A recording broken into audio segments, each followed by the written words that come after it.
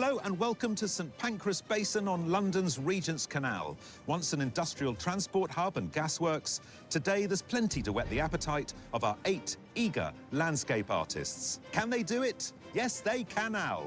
It's a brand new episode of Landscape Artist of the Year. It's Heat 4, and a fresh batch of 8 artists are facing a daunting and frenetic cityscape. I'm looking at all these trains, planes, automobiles and getting a little bit stressed, to be honest. And they'll have to pull out all the stops to blow us away. It's the only time I ever use a hairdryer. As always, they'll be working under the watchful gaze of our 3 judges. I love talking to painters. We see stuff In a different way. Who will also be keeping an eye on our 50 wildcards. Sorry, make that 51 wildcards. Are you both left-handed? No, just me. Just you, OK, yeah.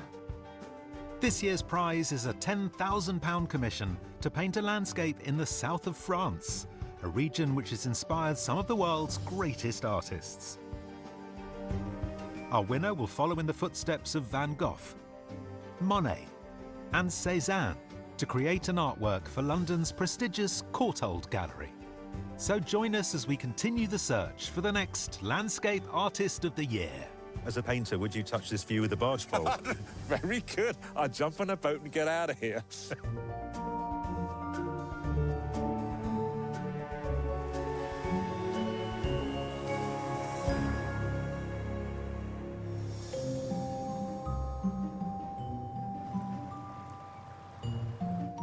Competing in today's heat are full-time artist Ruth Bateman, who's travelled here from Devon, digital sculptor Phil Hosking from Whitstable, Nottinghamshire-based artist Susan Isaac, and Bassam Andari, an editorial consultant living in Harrow.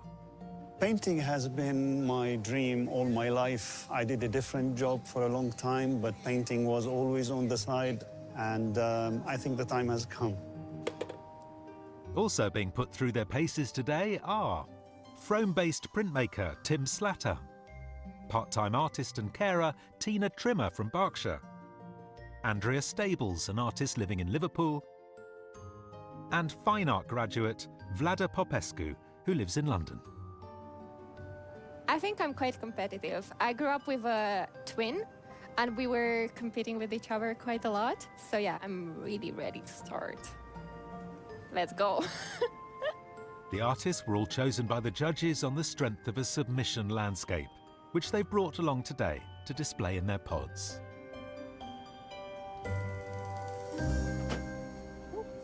It's a good start. Artists, I hope you're feeling prepared for today's challenge. Your 4 hours starts now.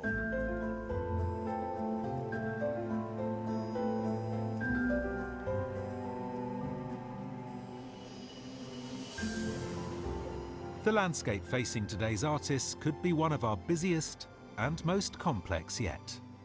Our pods are lined up along the towpath of London's Regent's Canal, looking out towards the main railway line into King's Cross St Pancras, with imposing gas holders, a Victorian water tower and a nature reserve.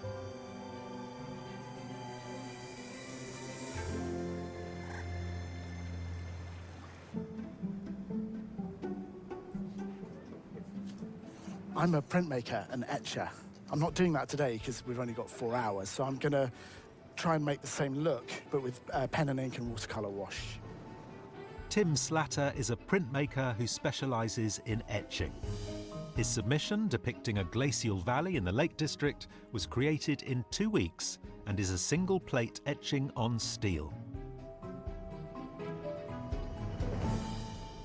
Tim, you've taken off like a rocket. I mean, it's incredible. This looks amazing, but it isn't printmaking, is it? It's not printmaking. I thought, what can I do to get the same sort of look in 4 hours? Yeah. My process today is to try and replicate the feel of my style using acrylic washes to lay base colours down and then draw in over the top with pen and ink to get that detail.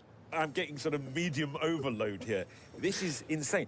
Now, Tim, your submission is startlingly beautiful and feels geological, prehistoric. devoid of human activity. And I think we've got quite the opposite here. You've certainly given us quite the view, haven't you? I mean, this is quite challenging. So not only have I had to do a new style, but I've had to come into urban landscape and go, how do I do that?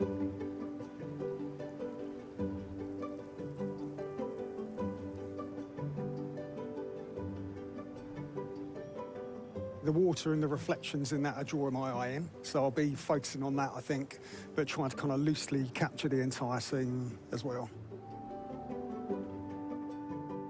Digital sculptor Phil Hosking creates action figures for the toy industry when he's not busy painting.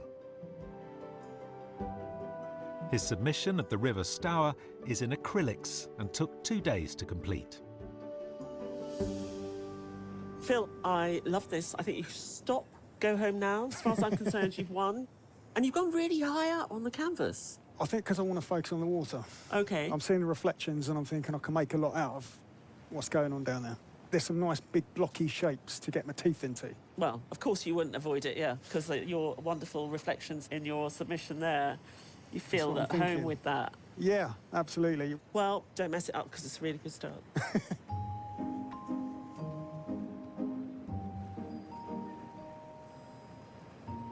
I know urban canals are not what you'd call classically beautiful, but I love them. I think there's so much going on. Yeah. Especially here. I remember when this was just a wasteland. I mean, in it, though. And now we're surrounded by high-rise apartment blocks and high-speed trains going to Europe. And it's overwhelming, I would say. And I think the view is overwhelming as a result of that. All these delicious ingredients to choose from. Are there pitfalls they could fall into?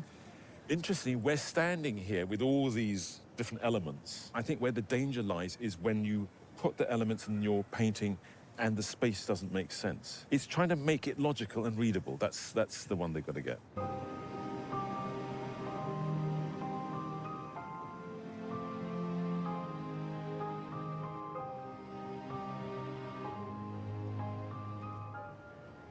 Having all the history here is a really lovely boon.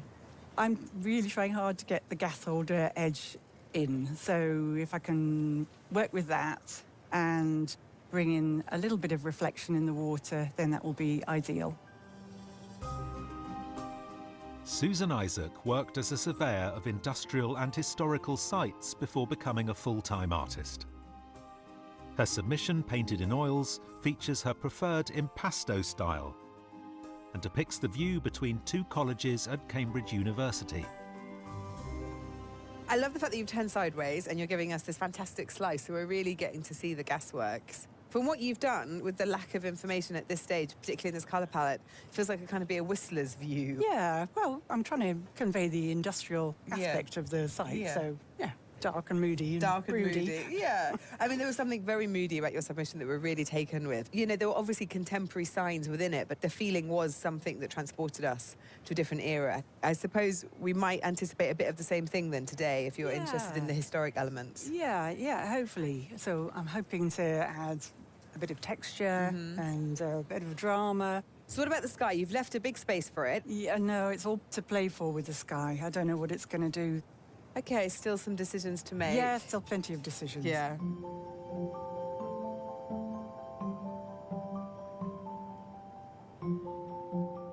I'm trying to get the layout of the water and the canal in relation to the paths and the buildings in the right place at the moment.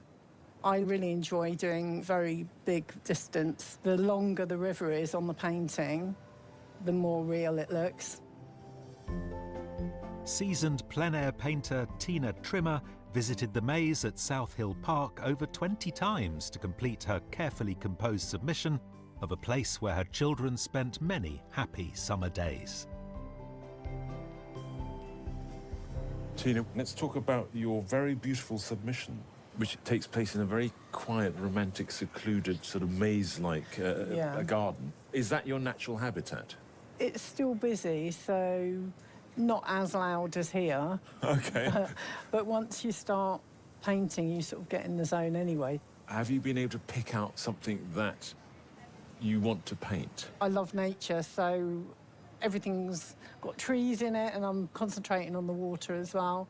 Okay. And I might try and put a little bit of the curve in with the trees here. The curve of the modern building at the back there as well? At the back as well, yeah. Okay, so that's interesting. Yeah. Because I thought, that you might find that you wanted to block all those things out, that you would go only for the old. That isn't... No, not necessarily. I look forward to seeing that appear. Yeah, it will, hopefully. Just behind our pods, another gang of artists are now arriving. It's our 50 wondrous wildcards, who are setting up in the mirrored circle of Gasholder Park. I tend to paint more rural than urban spaces, so it's a bit of a change, but I think it's a fun one. Having watched the programme for quite a long time, I thought, am I good enough to enter this? But, hey, what have I got to lose? Just one of these wildcards will have a chance to go forward for a coveted place in this year's semi-final. How's it going? It's the bones of it at the moment. Right, so what are you doing? You're embracing the buildings? Yeah, someone put the pods in the way of what I wanted. It's annoying, isn't it? Yeah, it is.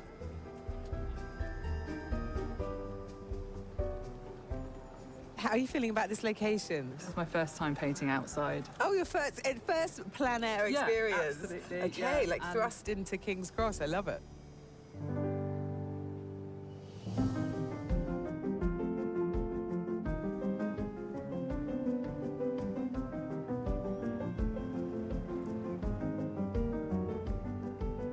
I had to push really hard in that first hour to get here, so I can start to enjoy it a bit more now. I'm feeling really quite comfortable at the moment. I probably shouldn't be, but I've got my structure in, so what will be now. The die is cast. The water's not particularly calming today because there's a lot of movement in there and there's a lot of boats going by that are creating a lot for me to work with and quite a big challenge, to be honest.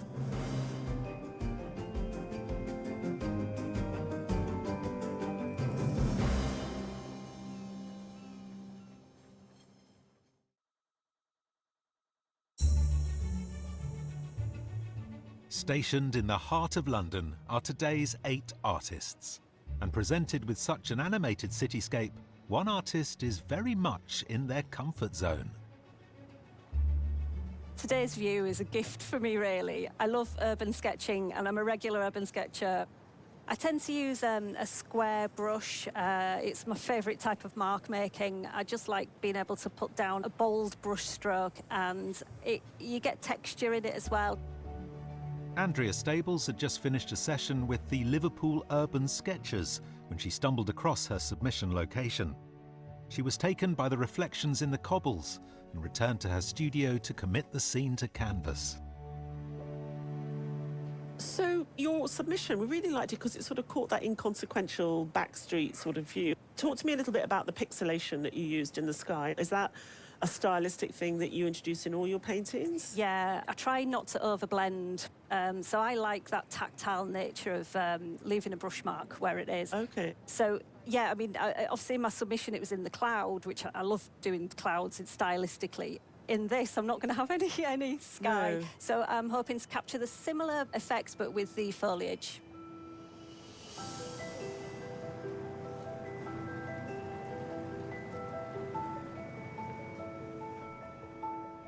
I don't really have a particular style. I think I'm quite intuitive, so I tend to work with a sense of place, and I think I'm probably a colorist more than anything.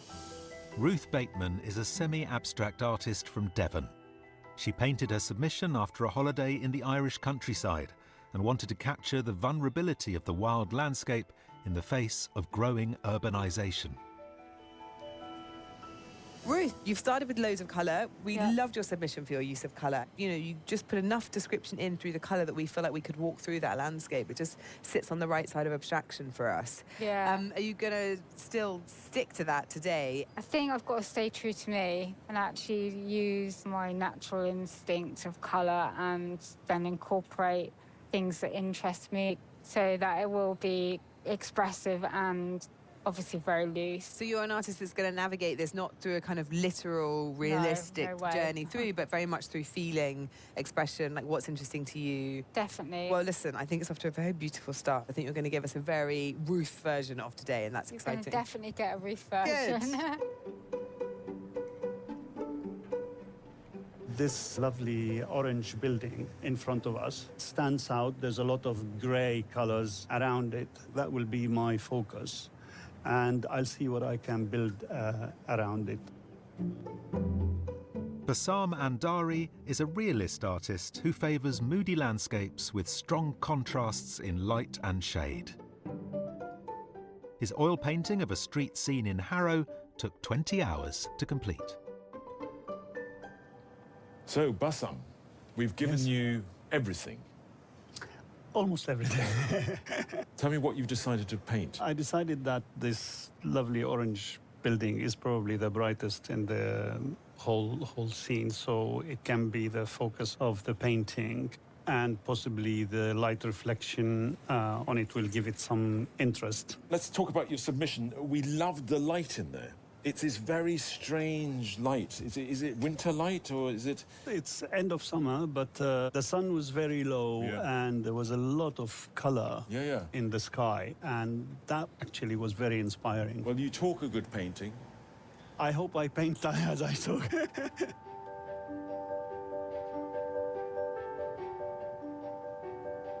I feel like if I don't get the composition right and all the measurements, it might get my process a bit harder and more challenging.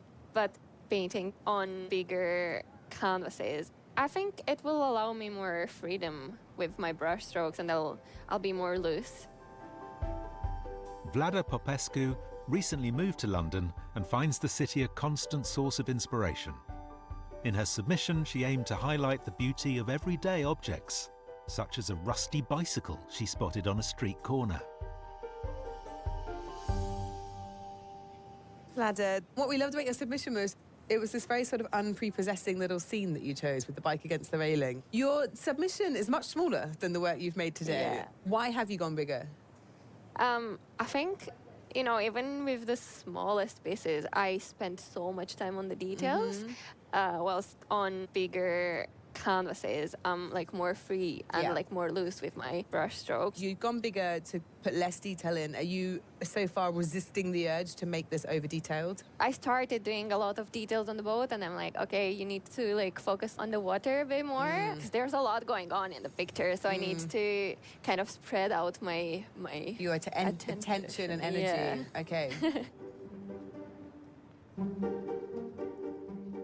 Over in Gasholder Park, our wildcards are definitely finding their groove. I like watercolor because it's sort of like jazz music for me. You improvise and you never know what result you're going to achieve.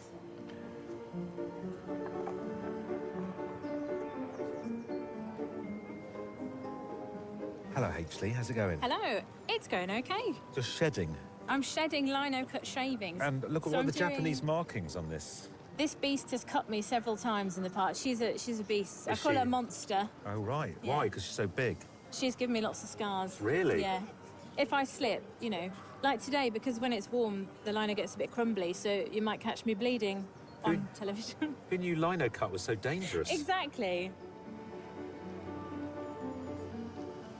Do you know, the thing about printmaking is that sometimes I find the actual thing that you're making the print on as interesting. I mean, what would you do with that afterwards? Just wipe it clean? Yeah, it's just kind of sad to like It's get rid of it so all. sad. It's so gorgeous, though.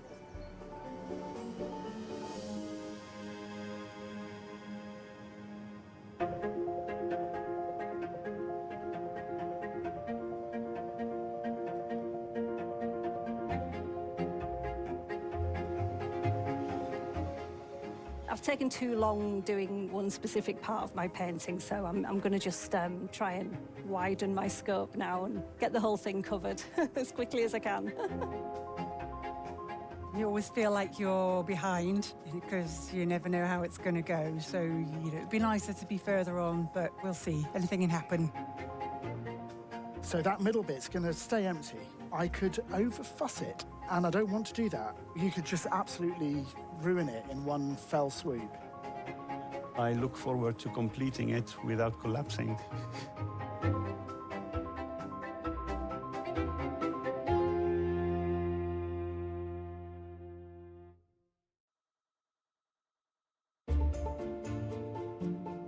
In London, 8 artists are 2 hours into today's competition, and it's time to make some key decisions. I can't believe it's now halfway through the time. I thought I'd be a little bit further on. So the next bit is more about colour choices, getting those really accurate colours. So when I'm working with the reflections, those colours have got to be matched really well.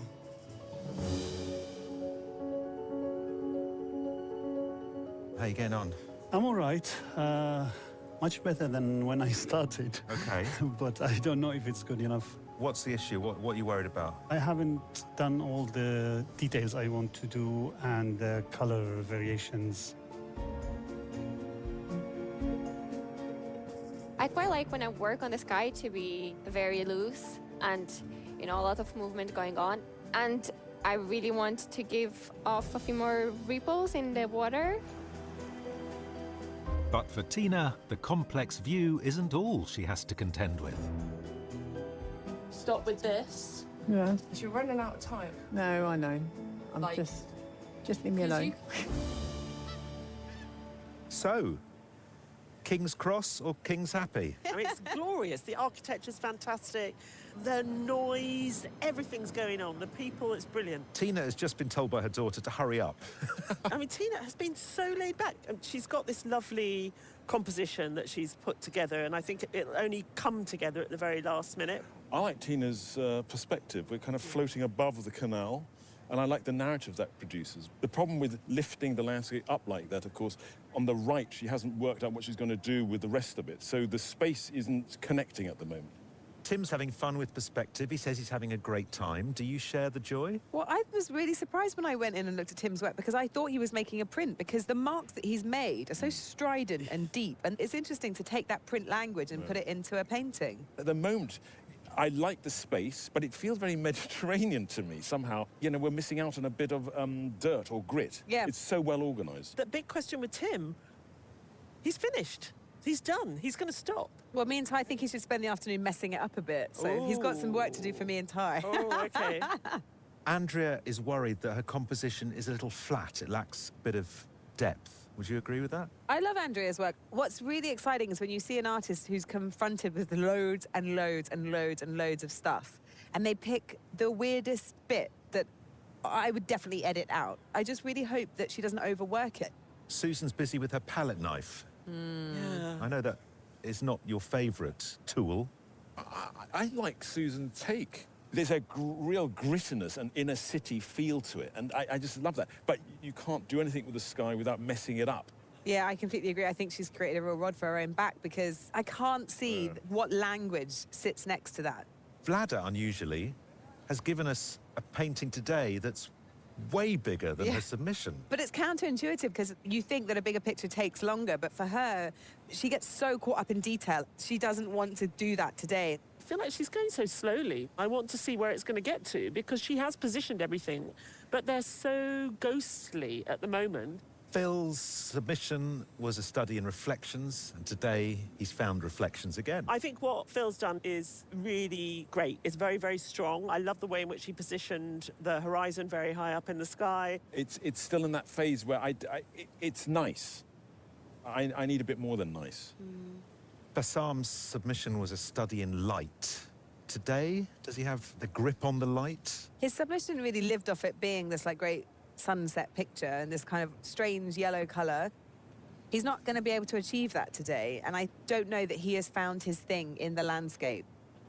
Ruth says she's at the stage of painting where she doesn't like it. How do you feel about it? What I liked about Ruth's reaction to the scene in front of her and the chaos was to just put patches of colour down. And early on, it made sense to me.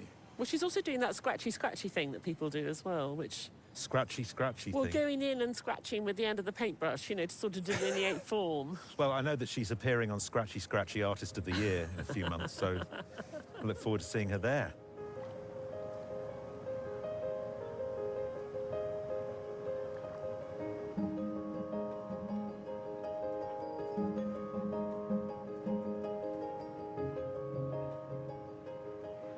I've worked my way across the canvas. I'm putting in some more darks, and I'm working on the boat at the moment to try and get the tones right on there. It's quite tricky because the boat I'm painting is quite old and the paintwork's very faded on it, so getting that right is quite tricky, really, but I'll give it a go. My painting's looking a bit like a carnival, and I quite like that. I think the colours represent the kind of almost chaotic, vibrant, buzzy energy here. Even though I don't know what to do next, I'm pretty happy with the way it's evolved. When I saw it before, you had the yellow background and you were working with that harmony of yellow and black. Yes. So the sky was the last major thing I've put into it, and I wanted to have a sense of the heat of the day, keep the sense of the sort of industrial drama, if you like. Although it's a different colour, it's the same mood, isn't it? Yeah, I've kept it pretty dark. Yeah, sorry.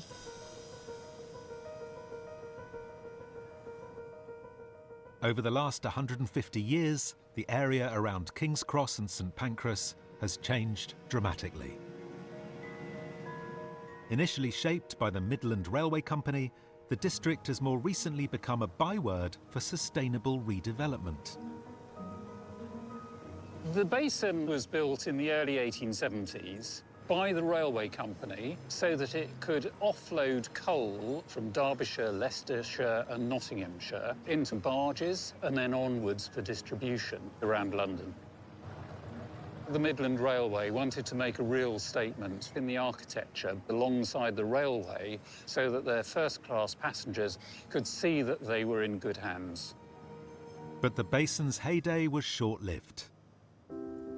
The invention of the combustion engine made it easier and cheaper for goods to be transported by road. It's really at the end of the 19th century you begin to see a terminal decline. At one time, this entire area was derelict, but now you see the transformation over time. Regeneration started in the 1980s with the transformation of an old coal yard into Camley Street Nature Park, after a grassroots campaign. More recently, the Coal Drops Yard and Gasholder Park redevelopment has provided a vibrant new retail and residential complex. For me, in terms of how the regeneration here has been achieved, I think it's the very best in terms of restoration of buildings which are worth keeping, but without being slavish about it. I think it's an amazing achievement.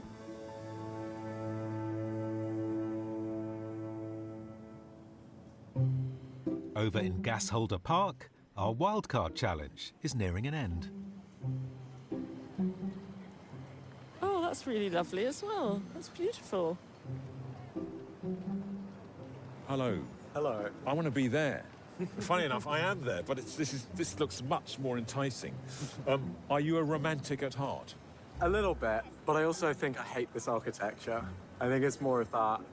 So you're just pretending it's not here? Yeah, basically just ignoring it. And with a place in the semi-final up for grabs, one of our wildcards is pulling some strings to get noticed by the judges. This is good. I'm okay at pencil work. Yeah. But I've never been able to paint. So I decided I needed a partner who could paint. I see. I can paint. You can can't. paint. Right, okay. I splash the colour on, colour everywhere. Oh, very good, yeah. Yeah. Oh, he's quite loose with his Flowers, brushstrokes. yeah. And do you two argue much about the painting? I'm trying to concentrate. Sorry, Stephen. excuse me. You can go now. Okay. But only one wildcard, or puppet, can win today's challenge.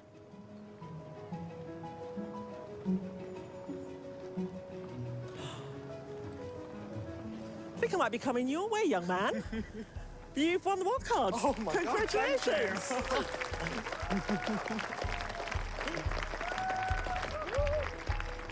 And the winner is Lex Robertson, with his atmospheric depiction of the canal. Love the bravura, love the tones and the colours. It's got a great sense of place. Thank you so well much. Well done, well done. Thank you. Thank you.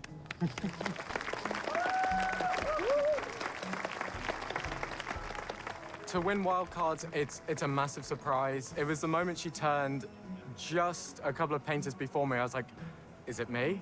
It can't be. I couldn't believe it at all. It's so nice to be surrounded by so many other artists. It's been a really lovely day. Lex will now go into a pool of wildcard winners, one of whom will secure a pod in the semi-final.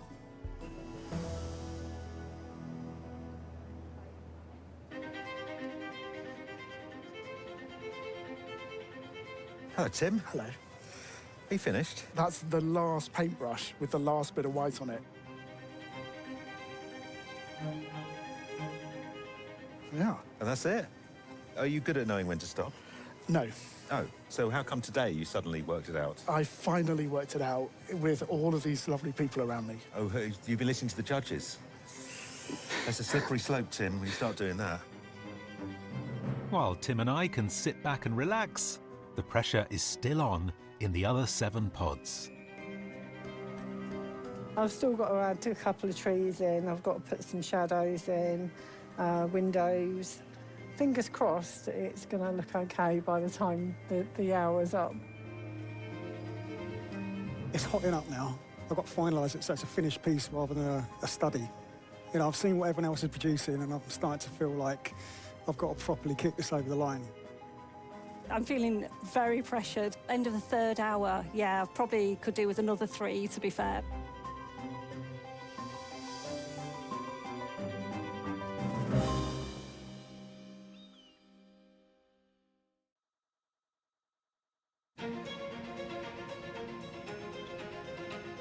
Eight landscape artists are nearing the end of their 4-hour challenge.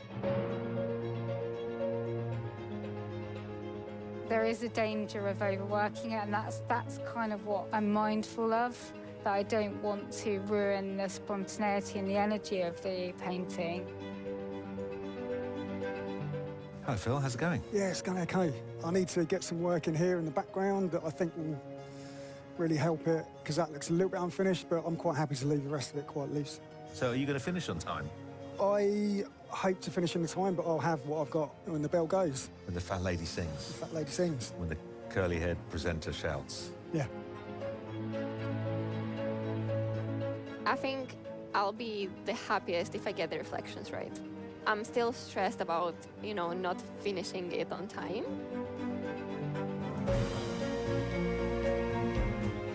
Artists, you have 5 minutes left. 5 minutes!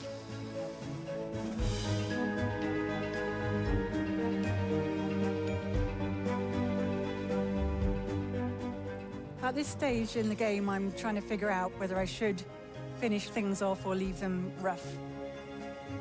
I think I need to just keep going until the last second.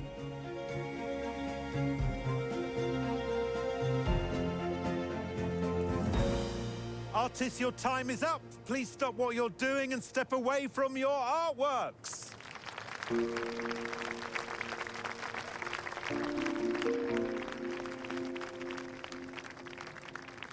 I found today really exciting. It's a long day. It really put me on my game, and I'm looking forward to a glass of wine.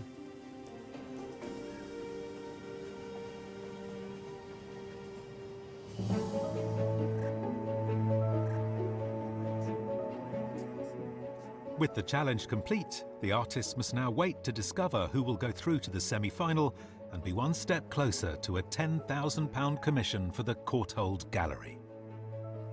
This year's winner will follow in the footsteps of some of the most famous Impressionist and Post-Impressionist painters in history, travelling to the south of France in search of its breathtaking landscapes. Dutch painter Vincent van Gogh moved to the city of Arles in 1888, and the surrounding countryside was to inspire some of his greatest works, such as his 1889 masterpiece, Peach Trees in Blossom. We talk a lot about how artists went to the south of France and kind of became a different version of themselves. And I think probably Van Gogh exemplifies this best. You see him really using colour differently and being much more expressive in his art. I think what's so fabulous about this painting for me is he stops just shy of it being a pattern. He's interested in flattening the picture plane, reducing information down, but he doesn't reduce the feeling. We're looking for an artist who's prepared to go to the south of France, like Van Gogh, like Matisse, like Monet, like those artists, and make it their own, take their painting to the next level, challenge themselves.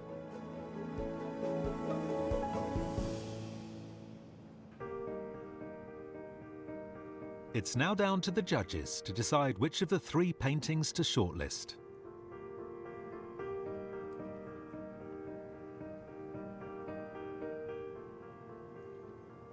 My goodness, you'd never know that we were in the middle of one of the most modern parts of London. I feel like I've stepped back into the Victorian period with these paintings. Tina, there are some really lovely loose passages in here. She's got this beautiful sweep in the curve. She really likes those long perspectives that you can get. I love the underlying narrative of the new and the old, but I do get a sense that once you've gone round that curve, what's beyond, you don't understand what happens. But I think in terms of the feeling of today and the light, I love it. Yeah.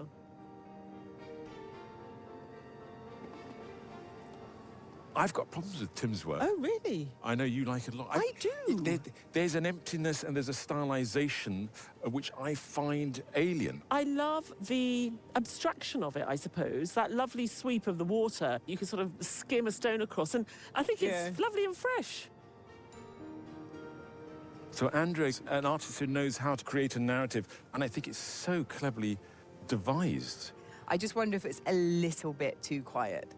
But she did exactly what she wanted to do. I mean, I just get the sense when I look at this painting, Andrea could see this morning, and then she just painted it. Yeah.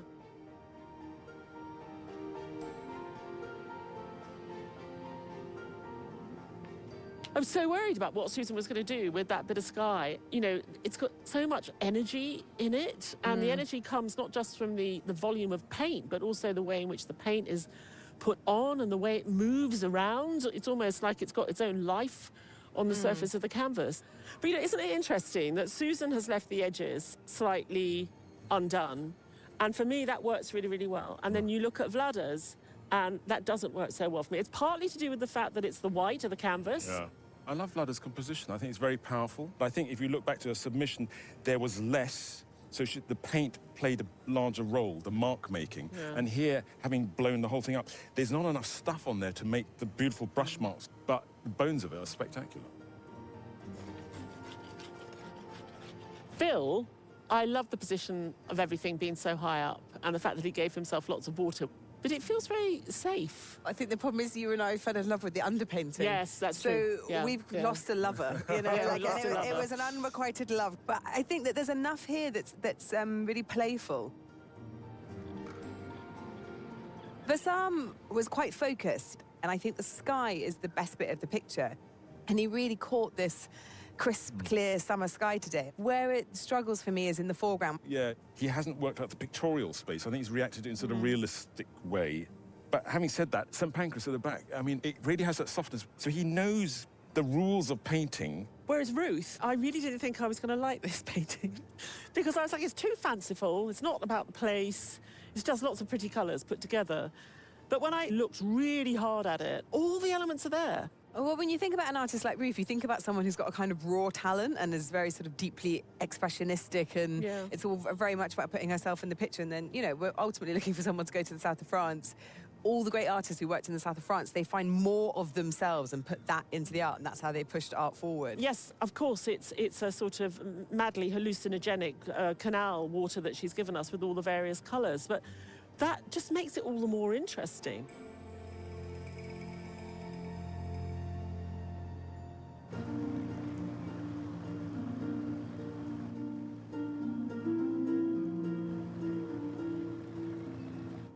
Artists, it's been a great day and we've really enjoyed watching you all work. The judges have now selected which 3 artists will go onto their shortlist. The first artist is Andrea Stables.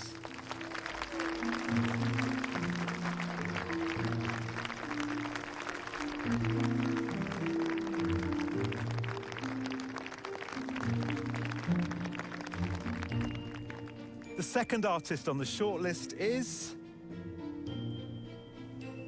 Susan Isaac.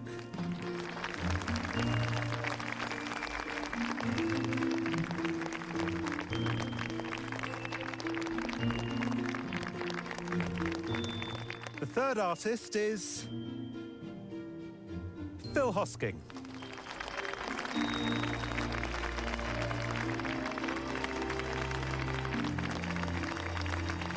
Thanks very much. It's really a pleasure to meet you. I just can't believe it. I'm so shocked, over the moon. Being shortlisted in and amongst such amazing artists, like the other work was just spectacular. It was such a strong heat, I think. Yeah, just absolutely blown away by it, really. The judges now have the difficult task of picking today's winner. To help them with their decision, they also examine the shortlisted artists' submission pieces. Now, Kate, when we spoke at half-time, you said there was nothing Susan could do to make that painting work. And look, lo and behold, here she is in the shortlist of 3. Were you outvoted, or did she pull it out of the bag? Something remarkable happened. I made a mistake. What? Yeah, I was wrong. I can say it. And she came in with this sort of brooding, expressive sky, and the colour range is gorgeous. I mean, I've really fallen in love with this painting. Her skies are spectacular in both, aren't they? They are spectacular in both, and I hadn't realised how similar they were. It's almost like she saves it. It becomes the focus. I like Susan's reduced palette. It's got a strange sort of dark historical heft to it, and I think it comes from that reduction down to the power of the black line and the drawing and the painting. And what makes it, I think, more contemporary is the paint application with the palette knife is ugly. Yeah. Susan's not making things look nice. You were very impressed with Phil at the halfway point, and he's obviously still impressing you. Today we're looking at something that's less done than he might normally do. Yeah. I actually prefer it like this. He is someone who has a feeling for a place, and he wants to communicate that. I mean, I'm falling in love with his submission more and more the more I look at it, because they're both very comforting. They are inconsequential spaces, but they're full of meaning. So I know it looks trad, and I know it feels trad, but I think it's a little bit more sophisticated than that. Andrea, again, at half-time, we were worried that zoomed in too close. Yeah. Could be flat, but obviously impresses you. Yeah, I was really worried about Andrea over-stylising the trees and the foliage, because I thought it would just be really heavy-handed. I think it's just on the right side of stylisation. She sort of held it back, and I think it works really well. It's interesting seeing Andrea's 2 paintings side by side, because she's always playing with similar elements to build this very tightly constructed landscape, and she does it very well. I must say, the clarity of her submission, I find, almost pushes it into something too graphic. I like the painterliness more of today's work. Yeah, I like the language better in today's picture. It's just completely charming in sort of how boring it is, because it is technically a boring subject, like the back end of a barge with a bit of tarpaulin. Well, thank you for that. I've also got now the title for my autobiography, Charming but Boring.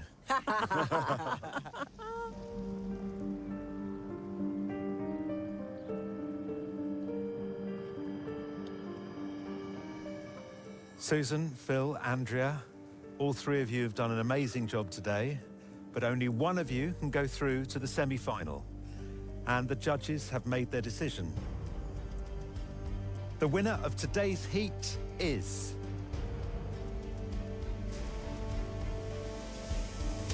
Susan Isaac.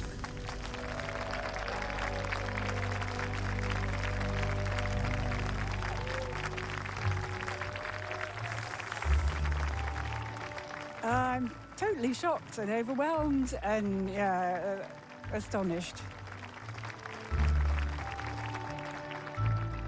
Today's work I was quite happy with it. I felt it was as good as I could do in the situation. I gave it my best. See you in the semi-final. Yes, you have to do it all again. What a brilliant discovery Susan is. This place is full of history, and Susan was able to capture that without getting caught in detail. Here's a painter going, you know what, I'm going to paint what I feel. You're going to recognize it, but you're going to be aware that it's paint. Going forward, that's the kind of artist you want in the south of France. That's exactly what the artists were doing there. Being the winner today is a huge validation. I know the competition is very stiff, so I'm really thrilled to have been chosen. If you want to find out more about the competition and the work of the artists featured, visit our website, skyartsartistoftheyear.tv. next time, we're in the mountains of North Wales. I'm on track, unless the wind comes along and blows it into some sheep poo. As 8 new artists come face to face with what was once one of the world's largest slate quarries. Another 5 hours, it might be okay. So who'll find a rich seam of inspiration? I'm actually going for the gash. I'm being brave. And who will have to dig deep? So is painting for you a relaxing experience? Not really. No?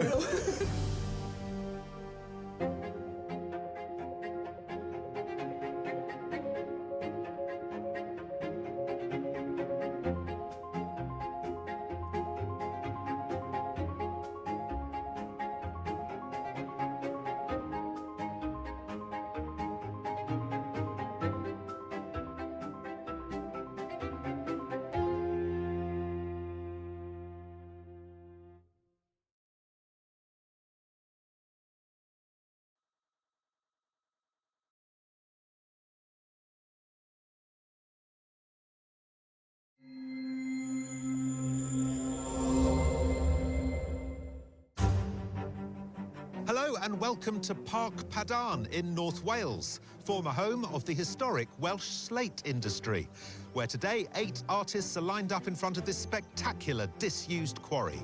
So who will rock it and who will get slated? It's a brand new episode of Landscape Artist of the Year.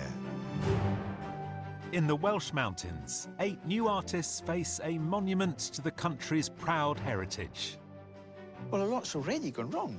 Another 5 hours, it might be okay. And it's not just the 4-hour time limit that's causing concern. I'm on track, unless the wind comes along and blows it into some sheep poo. As always, the artists are working under the exacting gaze of our 3 judges. I'm going to leave you to have a sort of existential landscape crisis in your pod. You won't be the first. Also painting today are 50 wonderful wild cards. We can add you right here under this tree with the sheep. What am I doing with the sheep? Don't answer that question. Today's winner will be one step closer to a prestigious prize. They'll be travelling to the south of France, a region that's been the muse of some of the greats of art history, Van Gogh, Monet and Cézanne, to undertake a £10,000 prize commission for London's Courtauld Gallery. So who will find a rich seam of inspiration? I'm actually going for the gash. I'm being brave. And who will have to dig deep? So is painting for you a relaxing experience? Not really. No?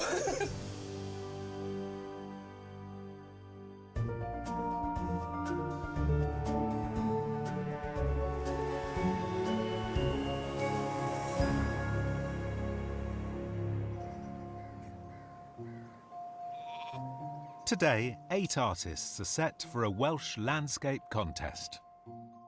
Sian Emerson, an entrepreneur and painter from London. Printmaker Helen Campbell, who lives in Oldham. Chef and artist Tiago Santo from Brazil. Barry Mitchell, a Scottish painter and sculptor. Oh, yes, I've been training. So I'm cautiously optimistic. Let's see that one. Also taking part today, Cathy Sutherland, a painter who lives in the Scottish Highlands. Berkshire charcoal artist Julian Court. Chris Cypress, an oil painter from Greater Manchester. And from Barnsley, ink artist Sarah Stoker. Regarding feeling prepared, I'm not quite sure. I think I am. And it's not just the pod artists caught between a rock and a hard place today. Our 50 wildcards are setting up just behind them, in the same field. I prepped by having a good bacon sandwich this morning, and now I really need a cup of tea. That's what I really need, is a cup of tea. Our pod artists are here thanks to their submission landscapes, which are displayed ready for the judges to examine later on. But some artists are already feeling the heat. Lash it on. We don't see the sun very much in Scotland. The backs of my legs are burning. It's very hot, so it's going to be a challenge. I brought loads of jumpers with me and I'm boiling.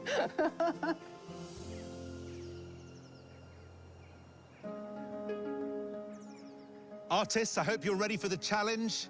You have 4 hours to complete your artworks. Good luck.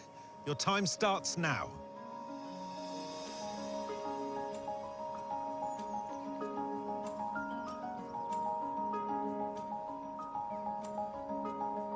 Surrounded by mountains and sheep on every side, today all our artists find themselves facing an imposing and monumental view. Dinoic Slate Quarry, once one of the world's largest. Directly in front of the pods, the wooded hillside is cleaved in two by a dramatic gouge in the rock face, where slate was once pulled from the earth, while to the side, the quarry's long-abandoned slag heaps and terraces stretch along the valley all the way to the distant hills. I love today's view. I think it's very challenging, but I just fell in love with the colors and the rocks and all the shapes in there. I think it's beautiful. The scene to my right is calling me a lot more, the way the light's falling on the mountains and the slag heaps. It's creating some nice shadows. I wish I had a darker sky, but I'm sure I'll be able to work with what we've got.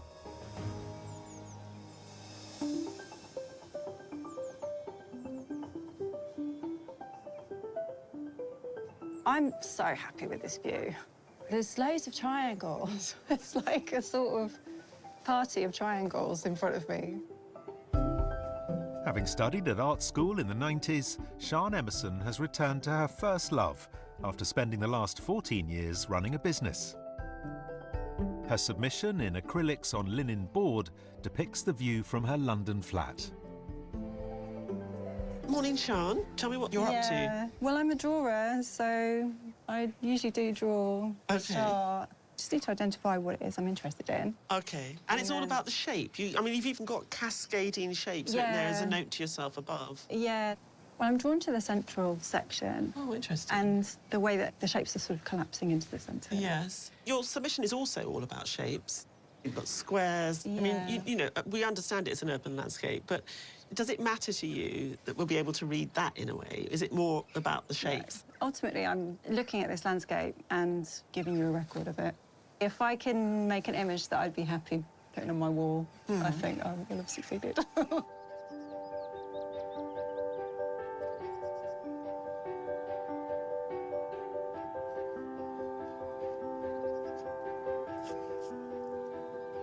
I'm really passionate about etching, so I thought I'd try mokuhanga, which is a Japanese woodblock, but I've never done it under 4 hours. So it's a challenge today. Helen Campbell has only recently discovered the discipline of Japanese woodblock printing, which uses water-based ink rather than the oils of Western woodcut. Her ethereal submission is based on a photograph she took of Aberfoyle Beach in nearby Anglesey. Helen, what we really loved about your submission was the kind of monochromatic quality to it, and then it was sort of deeply atmospheric, but not overly descriptive. That operates really just with quite a just limited colours, tonal register. but I tend to work in limited colours anyway. Okay, so basically today, you've carved your drawing into this board. I've picked that hillside there, so that whole landscape. I don't know if you can see, but it's in reverse. Yeah. So you can see that zigzag there on the mountain, and you can see these steps here of the quarry face. And then I wanted to create the feeling of this mottled sky with the green forest taking over. Fabulous. Well, I think this is going to be quite special.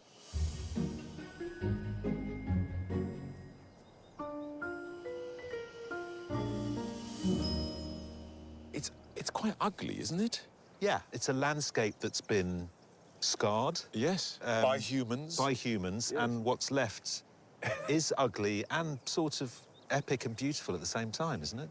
Yeah.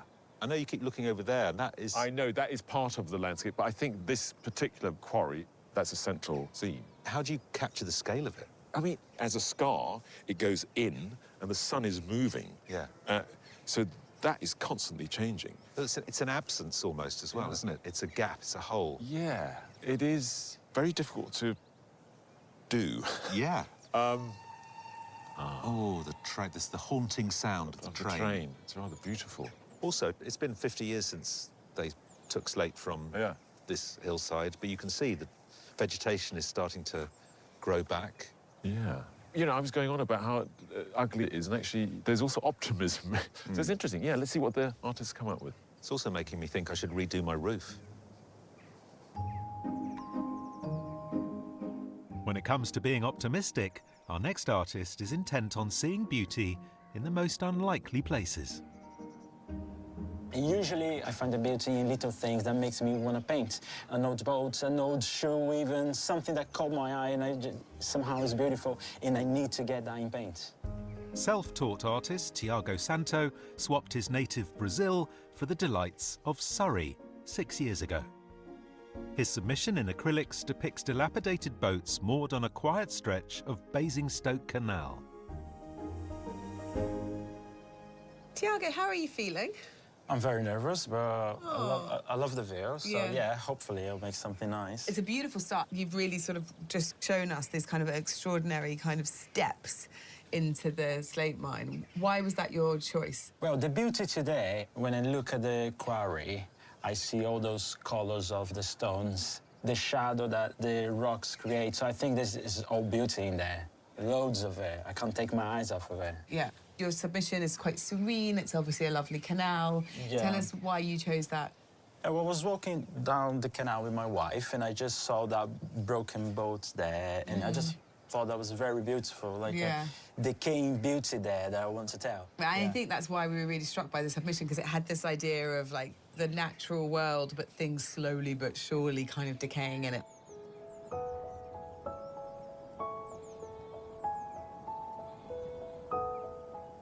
My chosen medium is charcoal.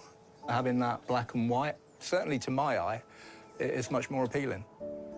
Security guard Julian Court's background is in hyper-realist portraiture, and he recently turned to charcoal landscapes to free up his style. His melancholic monochrome submission should stand him in good stead today.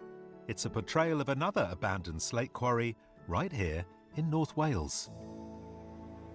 Julian, I get the sense that light is your enemy. I must admit, I do prefer dark and dingy and... Moody. Moody, yeah, moody is the right word. I'm really intrigued by the way in which you've started. I mean, apart from the fact that you've narrowed down your frame with the tape. It's quite small, isn't it? It is quite small, but I think it's going to be quite intense, like, thinking about your submission That's as well. what I'm hoping for. And I didn't realise until I was scrutinising your submission that it's actually of Snowdonia. Snowdonia is probably my favourite place in the UK. I take photographs when I'm out walking, and then I do the drawings when I get home. OK. Well, I'll pray that the light is your friend today. Thank you.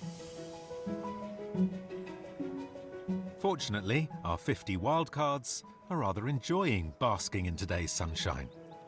You know, I think you could have done better with the weather, quite honestly. I had guy ropes to secure the easel if it had been windy, and I'm not going to need them, so... You know, you just sit in the chair and you've got the paintbrush and you've got the paints and you think, oh, my God, I'm outside. I'm not in front of a computer screen. To give themselves the best possible chance of impressing the judges, some of the artists have even recruited cheerleaders. I brought my dad along. Yeah, we come from Norfolk. That's why she's not used to hills. We only have molehills, really, compared to these hills.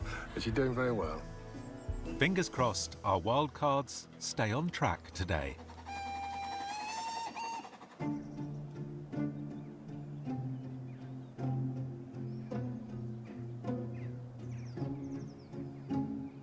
I've moved on to my board now, and what I'm doing at the moment is looking at the shapes within the quarry. You know, these mad triangular shapes. I'm just going quite cautiously. I do not want to dive into this and overcook it.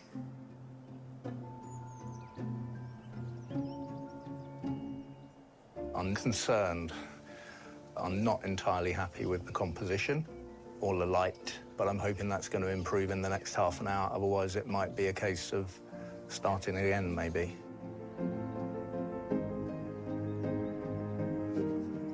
I've finished my carving, and what I'm doing at the moment is just putting on some base colours to prime my wood, because the more ink that goes into the depth of the wood, the better it'll print.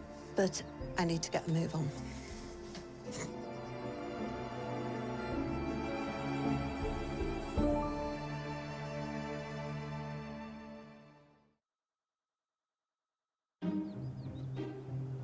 In the mountains of North Wales, 8 artists are tackling the vast panoramic vista of Denowick Slate Quarry. And it's left our next competitor fearing a rocky road ahead. The sort of bigger, wider, open landscapes is not really my forte. I prefer to get tighter into a lot of my subjects, so I'm actually going for the gash. So we'll see how it goes. 2 decades ago, a health scare convinced Chris Cyprus to pursue his dream of becoming an artist. Since then, a passion for capturing everyday scenes has taken root. His submission shows an allotment near his Oldham home. Morning, Chris. Morning. I mean, I can see from your wonderful submission that you love sort of slightly inconsequential, ignored little spaces, and we've given you full-on central drama here. Yeah. Is that taking you slightly out of your comfort zone? Yeah, totally, yeah. Oh, really? I do like to get tight into a subject. Well, that's exactly what you've done. Oh, I mean, this is you've it. gone in. It looks like an alien spaceship has landed at the minute. Yeah, as soon as I saw that, I just thought, take what is going on there, hone in on that. OK, well, the sheep obviously like it. They're singing your praises at the minute, so... Yeah.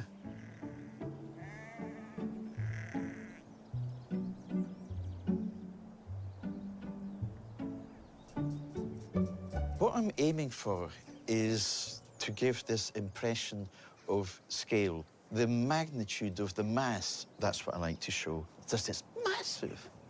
Isn't it incredible? Barry Mitchell sees himself as a chronicler of the world around him and works in a range of media to conjure his landscapes. His oil painting of a French roadside substation took 2 days to complete, so today he's working in acrylics to speed things up. Hello, Barry. Welcome. Very ambitious. So you're getting in this kind of extraordinary kind of slate steps with a mine. Yeah, but we'll then get the that kind of eventually. the big piles here too. Yeah, exactly. In fact, what I want is I want everything. So, as you see, I'm going from there over to there. They're basically putting the colour. Now I'm putting in the noise or the texture. And then it's interesting because we're getting this texture here, but then your submission is a kind of a flatter picture. Exactly. I think what we loved about it is just that you chose, well, this kind of quite grubby little unloved building, graffiti. Exactly. And It's then you nobody's turned it into palace. such a great picture. Whatever it is not sexy, but you made it look great in this picture. On the grass nearby, our wildcards are using every trick in the book to produce their own interpretations of today's view. So you've taken that chunk Yeah, and you put it next to that? Next to that, yeah. Nice. You don't hang about, do you? No, I'm a bit rapid. You're a doer. You get things done. I'm a doer. I'm a Yorkshire lass. Is that what it is? Yeah. You don't sit around drinking tea all day and looking out the window, dreaming. Absolutely Yorkshire tea. Lilia, hi. I'm really drawn to the way your paint is going down. It's very lively and feels very fleeting. Does it get difficult to put more stuff on it? Is it... Yeah, well, that's why I'm sort of holding back. Because I see you taking stuff off as well. Yes, because I didn't want it to get muddy. It just looks beautiful. Do you paint outside a lot? Nope. Do you paint landscapes? No. Do you paint in groups? No. Just by Do- myself in my kitchen. Oh, you have painted before then? Yeah. I do portraits usually. Well, why don't I just stand there and you can paint me? Yeah, we can add you right here under this tree with Yeah. the sheep. What am I doing with the sheep? Don't answer that question.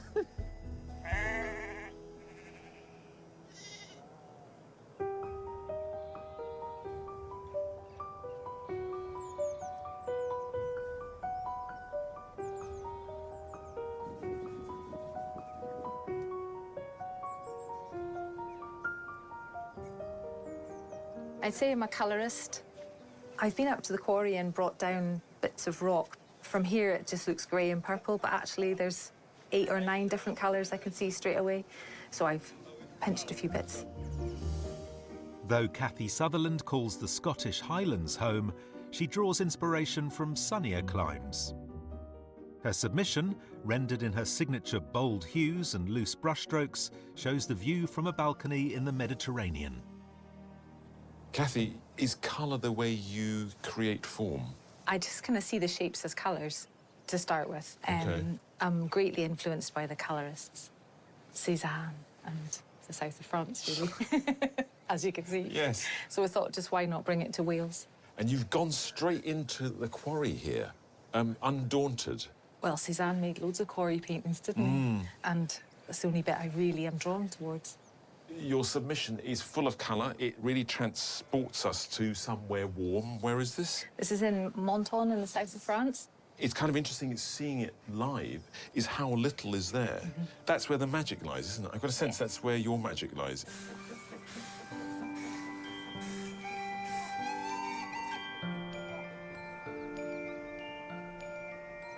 Today, I brought alcohol inks to work with. If you work on a slightly shiny surface, it's very resistant and it leaves really beautiful marks. Sarah Stoker has run a pottery business since the 1990s, but is now starting to apply her techniques to painting. Using alcohol inks, she creates densely patterned and detailed landscapes, as seen in her study of the woods near her home in South Yorkshire. Sarah, this is already a very luscious-looking painting. Luscious. Luscious, this is gorgeous. And I just love the way that the alcohol is doing these fascinating things that, with, you know, kind of an ice skating rink. It just sits on the surface. So you've obviously had to learn what the paint will do, how it will pull, the saturation, the opacity. It's taken a little while. I knew the first time I ever used it that the possibilities were endless, but it didn't do what I wanted it to do. It didn't even come close to doing what I wanted it to do. And is it the same process for your submission? It's marvellous. It feels like a kind of enchanted magic forest or something. Yeah, it was a little bit more give and take on that one, Yeah. and it took a while to make it sort of work. Well, it's lovely. It's a fascinating process, so abstract, and then you pull back and you completely understand it.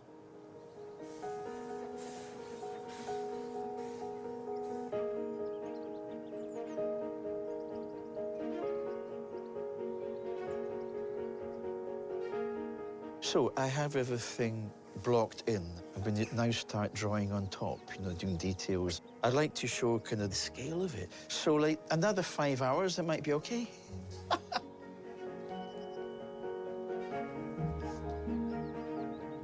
It's really interesting with it just being that thin, tall piece in the midst of all that green, so I'm sticking to my plan. I'm not even looking over there because it looks pretty good at the moment.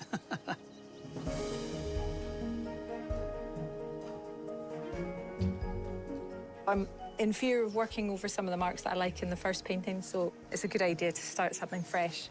I'm full of adrenaline, but at least I've got one.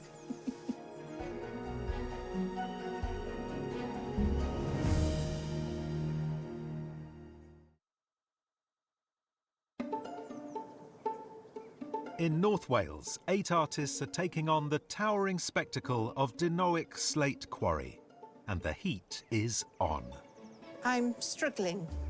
You know, it's just dries so quick. I've taken 2 prints, but as soon as I put the watercolour on here, it dries out. So that's what's interesting about working outdoors, obviously, why not many people do it. All those million shades of colors and the shadows of the rock. I find the beauty in little things that makes me want to paint. I'm happy so far. I just want to speed up a bit to make sure I got more painting there. Right now, I'm trying to find marks to describe the trees in contrast to this slate, which is very sharp and geometric. Being in this pod, this is like my idea of heaven, being here. It's so fun. But not everyone is having such a jolly day out. So I've started again, a completely different landscape than what I was doing previously. The first one just seemed very flat. There wasn't enough in it to grab your attention. Things still aren't going to plan with the second drawing, but hopefully it will improve.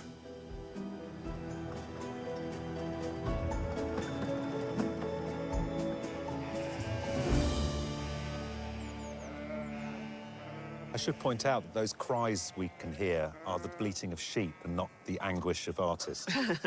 Occasionally it's an artist, but it's mostly sheep.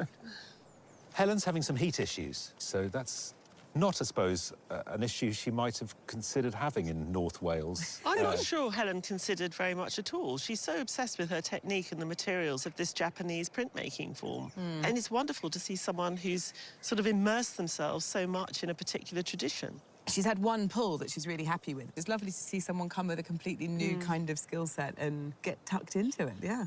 I look at Chris's painting and I see someone who's revelling in the rhythm of that quarry. Would you agree? I mean, he really has just concentrated on that scar in the landscape, but he's given us a run-up to it. And suddenly, you've got the height of the thing. It is a very pretty quarry. Yeah. I like it a lot.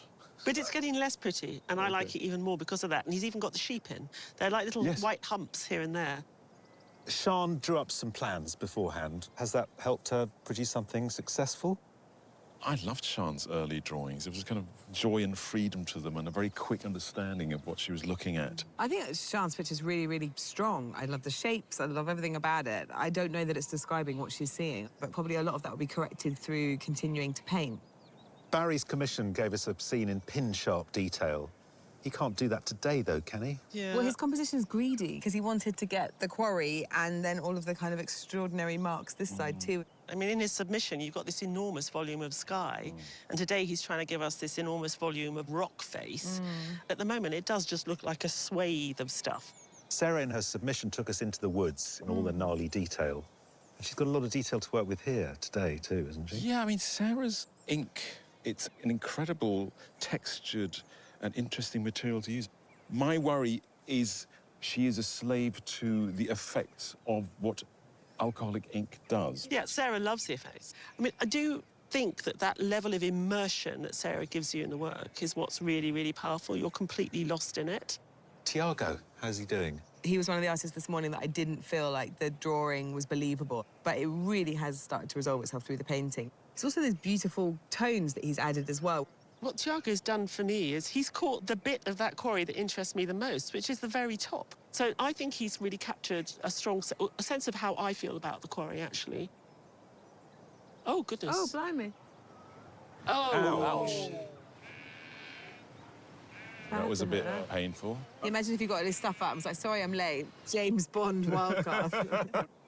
Well, our two artists at the end, Julian has started a second piece, and he's not happy with his second one either. Yeah, I mean, Julian's submission has got such confidence. We can see that he can do black on black on black on black, but make it very textured and full of shapes. So I just hope that, you know, the morning hasn't sort of unnerved him too much. Yeah, I think Julian's second attempt is great. And it's looming. And this thing looms. It's got a menace about it. And it's all there. Kathy started again as well. She's a colourist. She's conjured up this quarry. And she thought, OK, let's see if I do it with a different colour range, we can go a bit further. I like the fact that she's done something else, but I'm really nervous as a consequence, because I still love what's sitting there on the floor.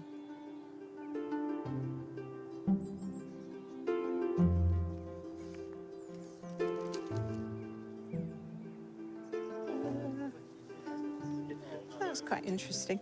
So that's not too bad.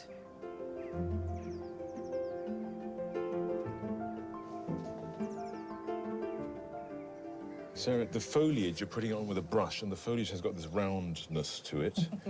And now your pens have got that very slaty look to them. Are you happy with where it is now? Ish. Are you ever happy with where it's now? And it's finished. And when is it finished? When I'm happy with it. OK, it's circular, OK. Chris, you seem to have really got into it. I mean, you make it look very beautiful, really. That was the challenge, I think. Trying to make something that I guess you could say is quite ugly. Yeah. To make it pretty. Could you paint me? That is a challenge. That's a step too far. I mean, you're good, but you're not that good.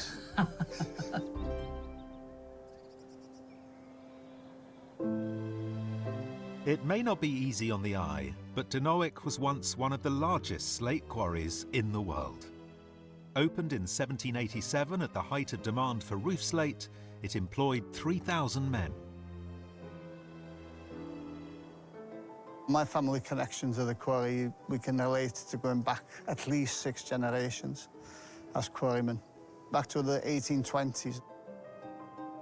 Working in the quarry was perilous.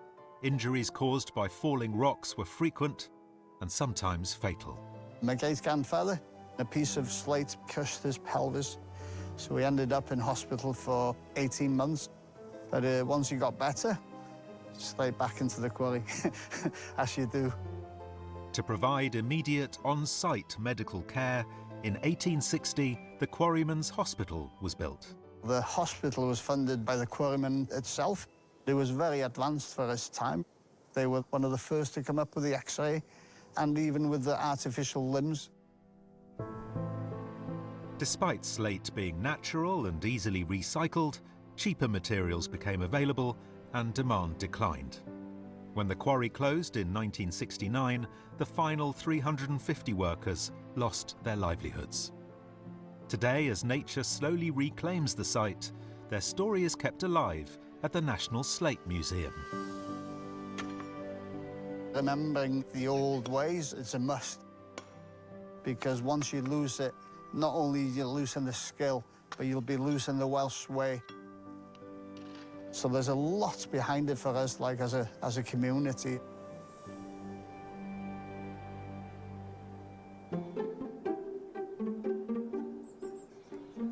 Back on the valley floor, our very own artistic community are putting the final touches to their landscapes. It's, for me, the first time to be painting alongside with so many of us plein air. I really enjoy the atmosphere.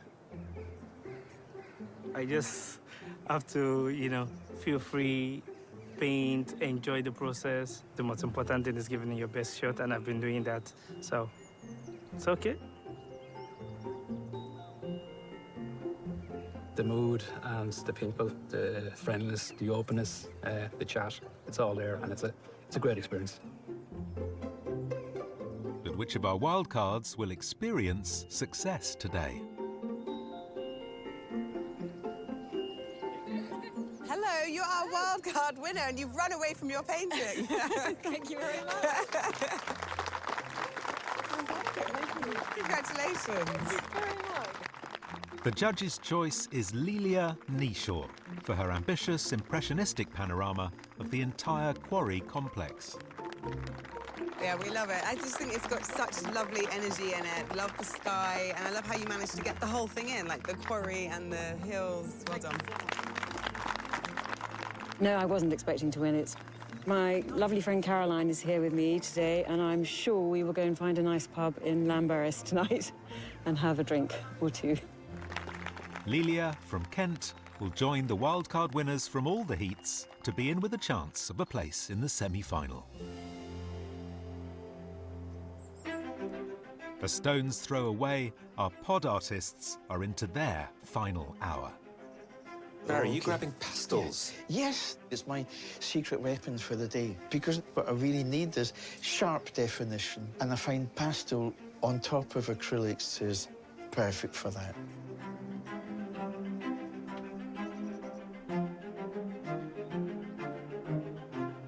I'm just finishing off the second painting. I'm happier with the colours than tones, but I'm really relieved that it's nearly over, if I'm honest. I'm going to ditch this and start a third drawing. Kind of given up, really, but we shall soldier on.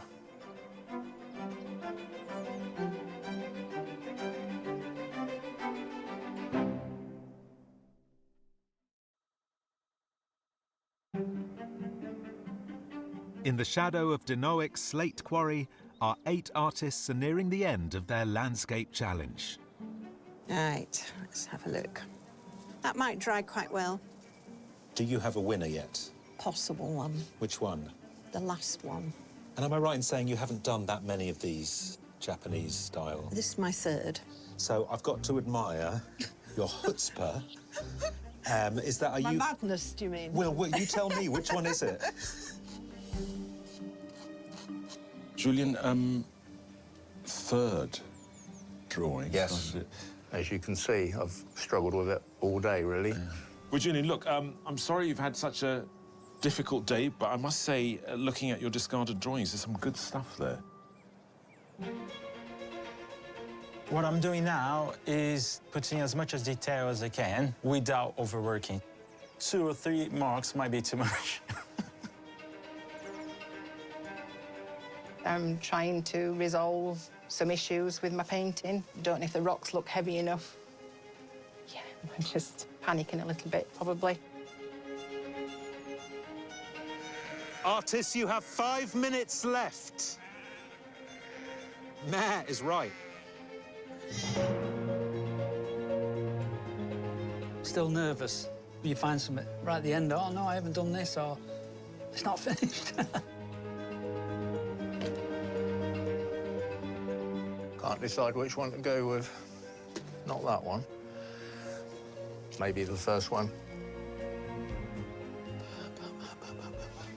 Really push for time, of course. But this is the adventure. Like, I don't regret pushing the boat out and going wild.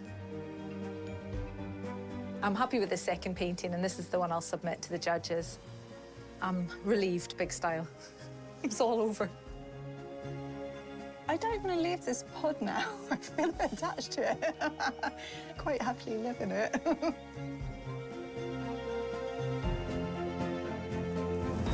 Artists, your time is up. Your challenge is over. Please stop what you're doing and step away from your artworks.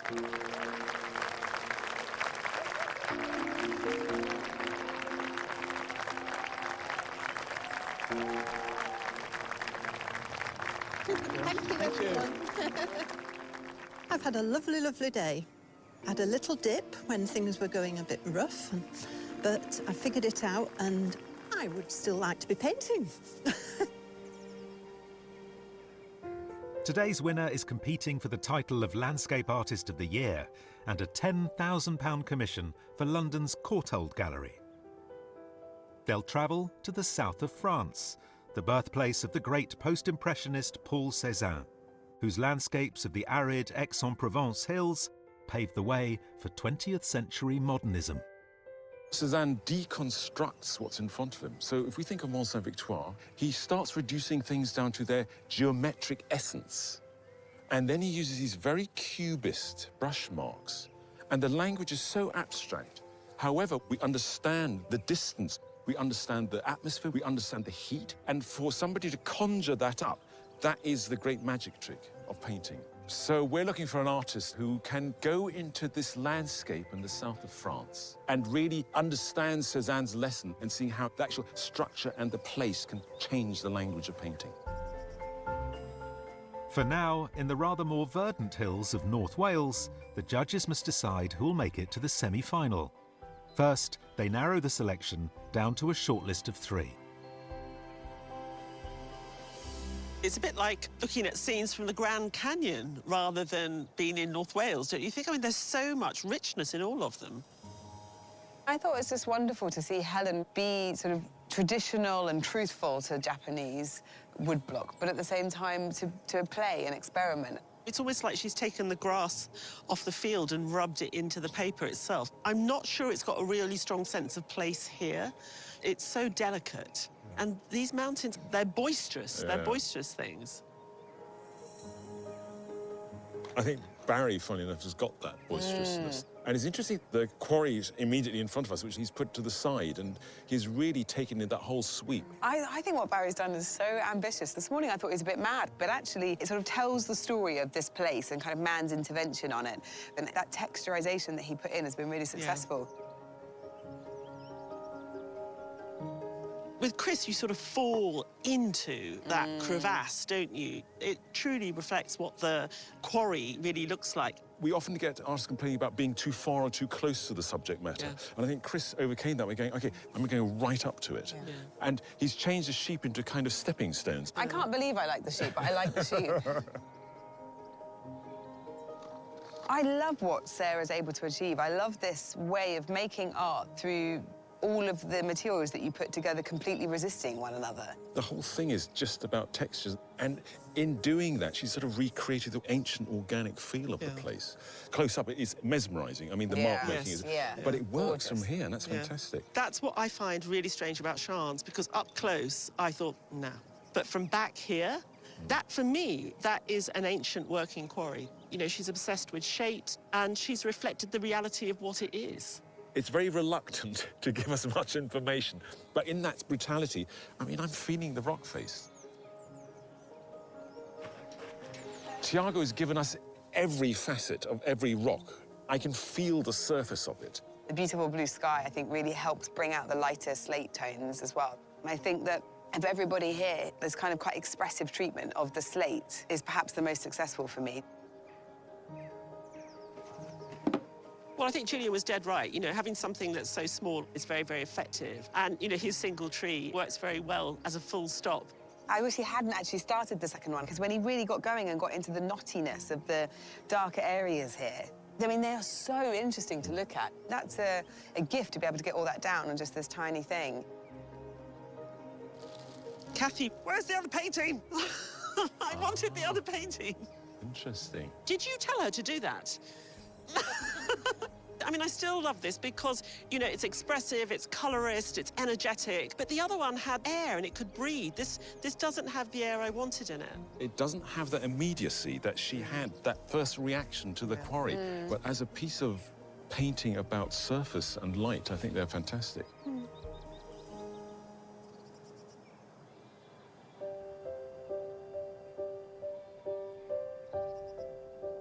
Artists, you've all worked incredibly hard today, so thank you for your efforts. The judges have now decided which 3 of you will go forward to their shortlist. The first artist is Barry Mitchell. Thank you. Thank you. Lovely. Thank you. The second artist on the shortlist is Chris Cypress. Hey, hey, of course. Well done.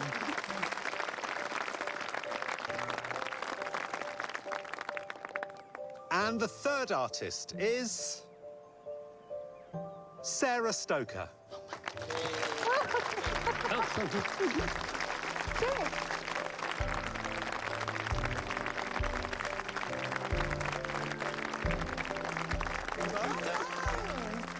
The judges must now agree today's winner.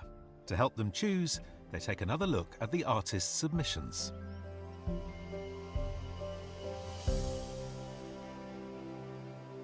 Well, I love doing this show. We've spent today in North Wales, in the baking heat, looking at a disused quarry, making art. What a fantastic way to spend the day. It's been a cracker, isn't it? Yeah. Chris serves up such a colourful world. Well, he's got this very kind of quirky, charming quality to his pictures, sort of a la David Hockney. The colours are just ever so slightly hyper-real. I think seeing the 2 pictures together today, I actually like what he did today more. I think there's more texture. I think there's a bit more drama. I think he's been able to take it to the next level. The other thing is you realise there's a light that shines from inside that greenhouse, and it's the same in the quarry today. Light emanates from it. Sarah clearly enjoys the knotty detail. Yeah. Those trees. She found plenty to get her teeth in today with that quarry, didn't she? Yeah, it's amazing. You've got to think, every drip and pooling and mark is a decision Sarah's made. It's amazing that they coalesce to make this whole. But I also think Sarah's completely lost in her own imagination. I mean, I go into that forest, I feel like I'm in a Brothers Grimm fairy tale, you know. And today, you've got that lovely tree in the bottom right-hand corner, and then you're carried right the way up to the top where you can finally breathe. You do get this sense of a storytelling. Barry gave us this ugly little utility building in a beautiful sky. And today he's shown he's not a one-trick pony. He saw what we gave him today and he was like, I can't pick, I'll just do it all. And I don't know quite how he's managed to give us everything in this one picture and for it to make sense. It still somehow manages to have breathing space. But actually, it's about man's intervention in the landscape. And today, he really wanted to tell us about the history of the place the quarrying of the slate, the destruction of the mountain, and to do that in a completely different medium, I think, is quite remarkable.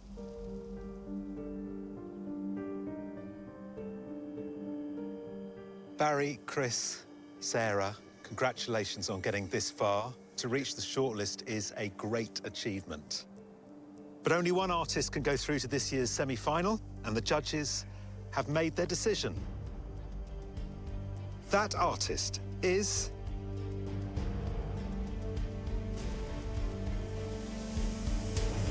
Sarah Stoker.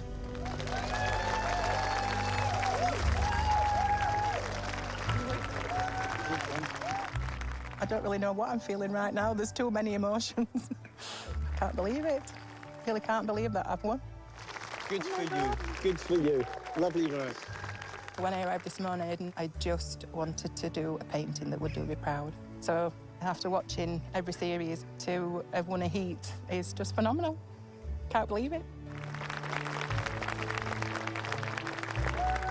I think Sarah's just such an interesting character. She creates these really magical, fantastical spaces that are weighty with sort of meaning and feeling. I think it's really exciting when you find an artist that might bring a different sort of language to the way in which you look at landscape. And I think, thank you, I think to know that we've got that range in the semi-final makes me really excited about what we might see from her going forward. If you'd like to take part in next year's competition or want to discover more about the work of our artists, don't be sheepish. Visit skyartsartistoftheyear.tv. Next time, rain ponchos at the ready. Are we allowed to finish early? As we meet 8 new artists tackling the complicated view from Bristol's historic harbourside. Literally holding everything down. Hopefully it will stay. So who will be racing to victory? I'll be doing a dart until they blow the whistle. And who will find themselves man overboard? How long have I got? 11 minutes. Oh, well, that's all right. I can do it in 11 minutes. Oh.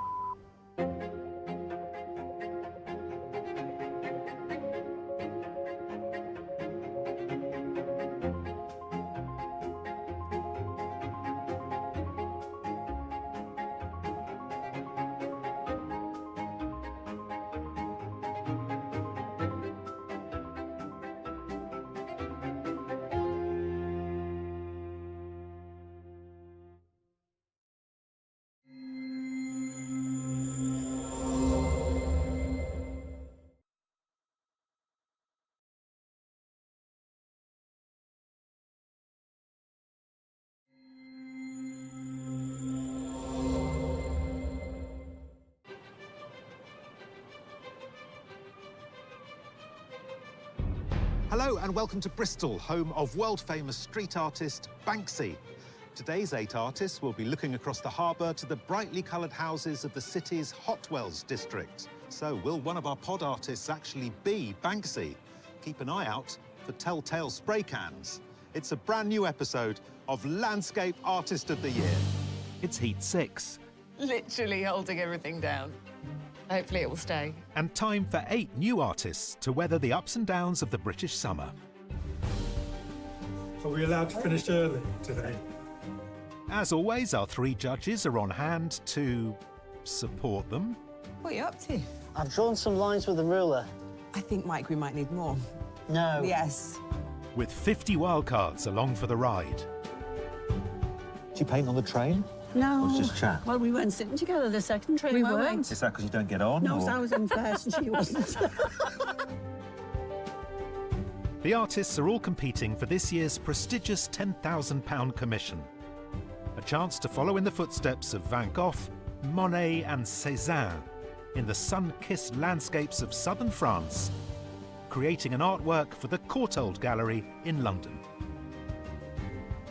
But first they must battle it out in some very British weather.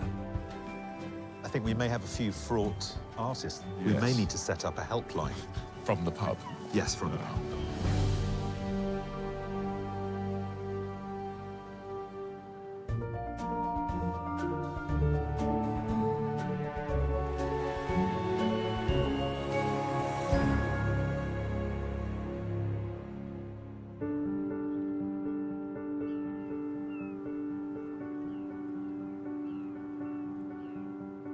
Joining us on Bristol Harbourside today are 8 artists.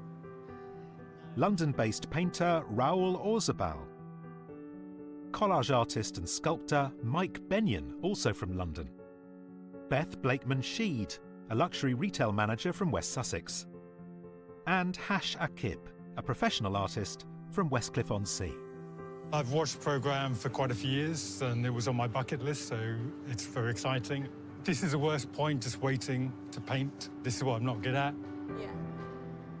Alongside them are Cardiff-based digital product manager and artist Bill Bone, Bernie Miller, a teacher from Northern Ireland, from Norwich carpenter Colin Revel, and Gloucester-based printmaker and podcaster Molly Lemon.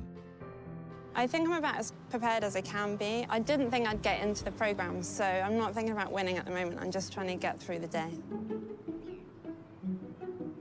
The artists must now set themselves up in their pods, We're going to need a bigger table.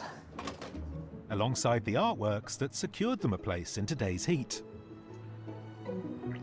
once they've battened down the artistic hatches.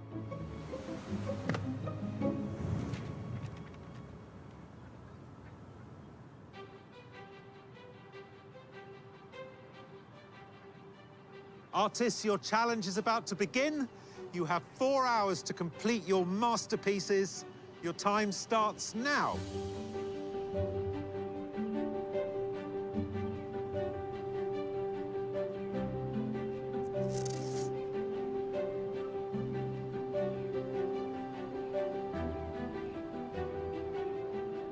Today's artists are lined up at the western end of Bristol's long man-made harbour, running parallel to the River Avon. All right, I'm on the move. I'm going to take photos. In front of them lies a wide vista, stretching from the historic harbour buildings across to the brightly coloured houses of Hotwells and Clifton Wood. Despite it being midsummer, the forecast is predicting a wet and windy day. The weather forecast doesn't bother me. I think because there's so much colour in the scene, I actually think the silvery light will help knock everything else back.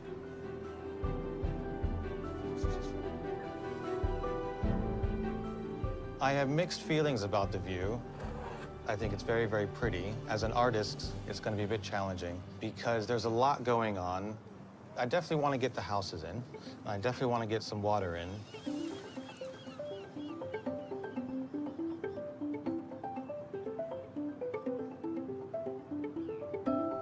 My focus for today's painting is the building that I see over there.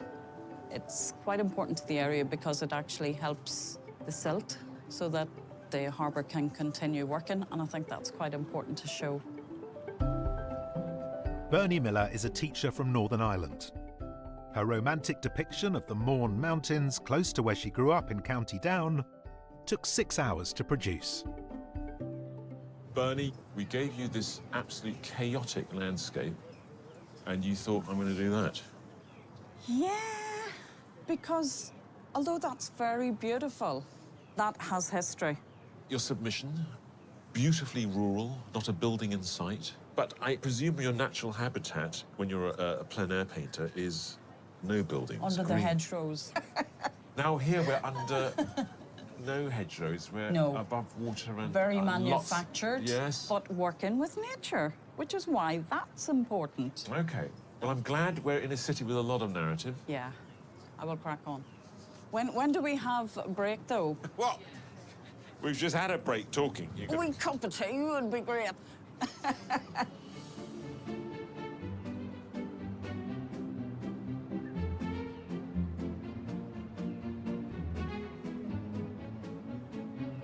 I'm a printmaker and I specialise in wood engraving, which is when you engrave onto hardwood and then create prints. I love how when you pull the paper back, it's always a surprise. Molly Lemon is a printmaker and podcaster based in Gloucestershire. Her tiny wood engraving took 4 hours and depicts the Mawddach estuary in North Wales. Hi, Molly. Oh, hello. This is so radical. Yeah. I don't think I've ever sat this direction I know. before. I started facing that way, and now I'm engraving backwards, looking at the mirror, If I just engraved the view looking out, the print would be backwards from what it is in real life. Yeah, it's slightly disorientating. No, it's good. I like it. It keeps the public on their toes, It wondering does, what on doesn't it? earth you're doing. Yeah. I think what we loved about your submission was that it really felt like you understood the distance in the hills, the way that the light fell on the water, but in like 2.5 inches squared. Would it be easier if you were working bigger? I think it's a challenge working small because you want it to have impact. So yeah, I've got to make it punchy.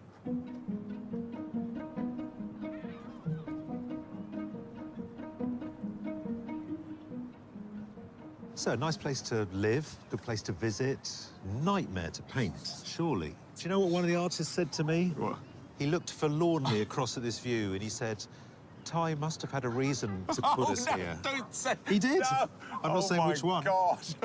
So what's your reason? Well, there's a lot to pick from.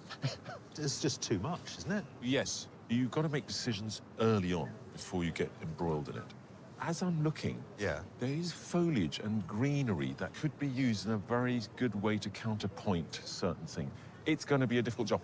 Added to that, of course, it's the dullest day, so it's about using colours, using shapes. It suddenly becomes an intellectual puzzle to solve. But if they pull it off, it's going to be amazing. It will be. I mean, I think we may have a few fraught artists, though, before we get to that point.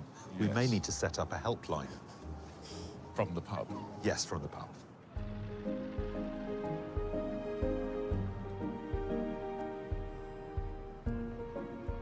I'm kind of a contemporary painter, but more influenced by kind of like the effects of like digital work and what you can do on computers. And I'm trying to imitate that onto oil on canvas. It's probably similar to building a collage. Raoul Orzabal is a full-time artist based in London. His submission took 3 months to create and is a composite view of several Scottish landscapes. Morning, Raoul. I hesitate to interrupt you. I mean, it's feverish activity here. Yes. When I look at your submission, it is full of detail. It's extremely rich. Absolutely. I like kind of glitch-based effects. So basically, I'm going to paint some of the kind of bits and bobs of the houses and the branches kind of like caught in action in air. Just like how with the submission, you've got the top bits of the mountains only partially painted. So you call that glitching? Yeah. Like a computer glitch Yeah, sort of thing? exactly.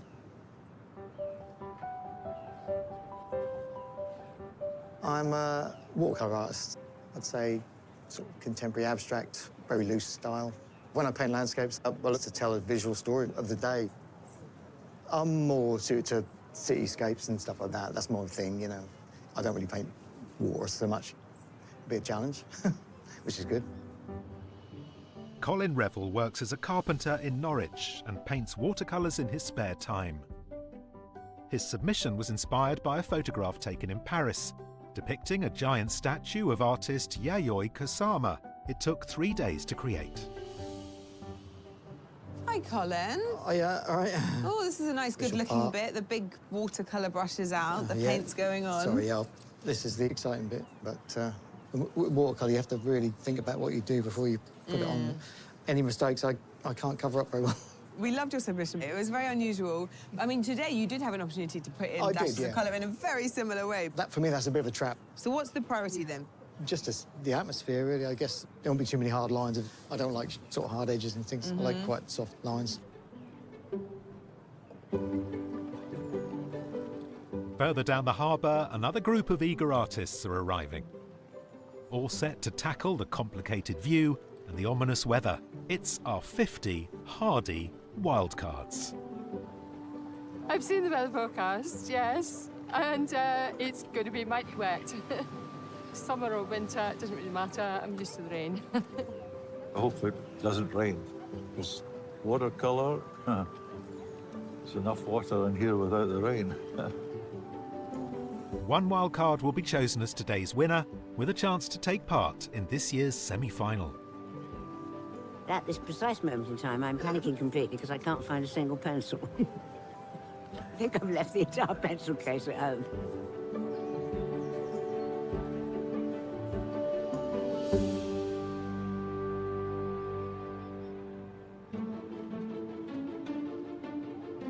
I started off by drawing up the composition to get the angles. It's a way of knowing when I come to put the detail in, where everything is in relation to each other. I'm enjoying today, but it is quite tense because I'm not used to doing an urban scene, and also just like loads of distractions. Normally it's just like me and my dog. I did originally try and go for all the colourful houses individually, like count all of them and try and get them in, but that was going to take too much time, so I've kind of just ad-libbed it a bit.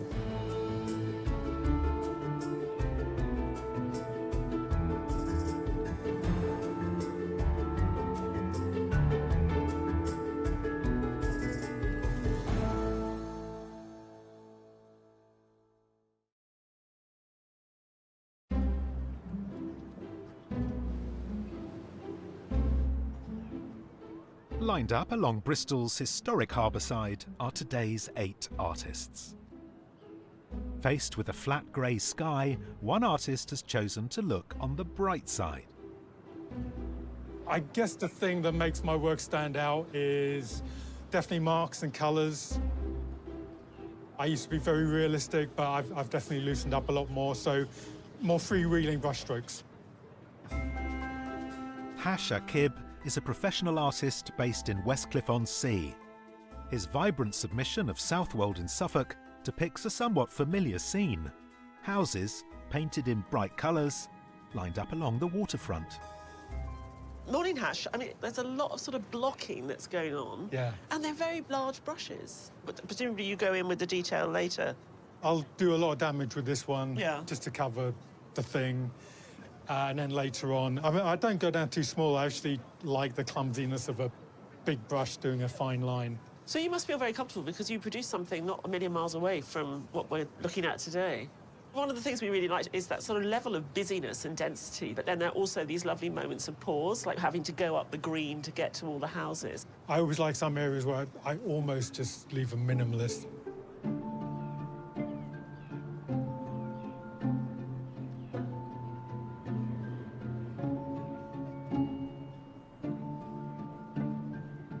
I am painting 2 views in one to create a very panoramic landscape today. So I'm painting part of the harbour and part of the colourful buildings, is the plan. Beth Blakeman-Sheed is a senior manager in luxury retail and paints in her spare time.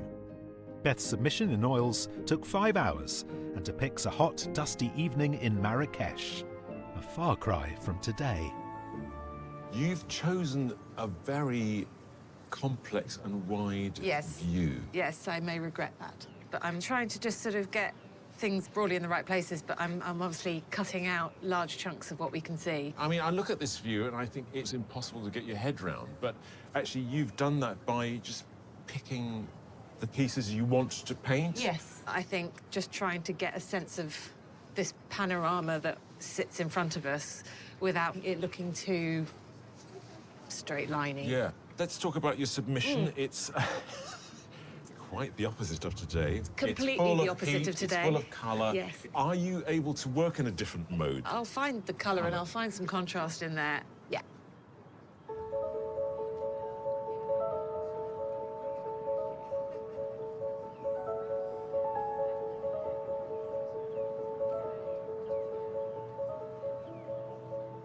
My work's slightly different from the others just because I paint little moments.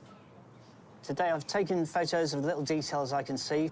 I'll try and paint a few that I like, and then I'll take those small paintings, chop them up, and then move them around until they feel as though they're going to sit happily together.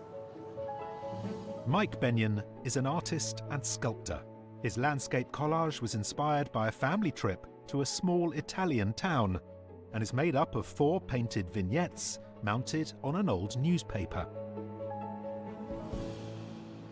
Hello, Mike. Hello, Kate. What are you up to? I've drawn some lines with a ruler. I think, Mike, we might need more. No. Yes. What was really interesting about your submission, you sort of told us something about a place without being overly literal. Almost the top of a mountain was this tiny little town. Its population had effectively died off. I could feel there's a massive sense of history, and I tried to put that over in the art. So what's the story today? This is a photo I took a little earlier of reflections in water. This was the actual harbour side. There's a little tyre, a bit of a boat, and finally, a little detail on the ground I found just round the corner. OK. Well, I think you've set yourself a really interesting challenge, if it works. If it works. Yes.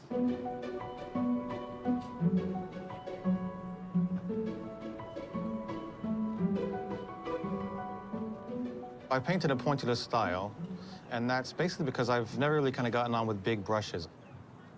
I am hoping that you can look at the finished piece, and if you know the area, you'll recognize it. But I'm not kind of going too much for realism. I'm just kind of going more for like a good painting, a nice painting. Bill Bone works as a digital product manager in Cardiff and uses thousands of colourful dots to create his paintings.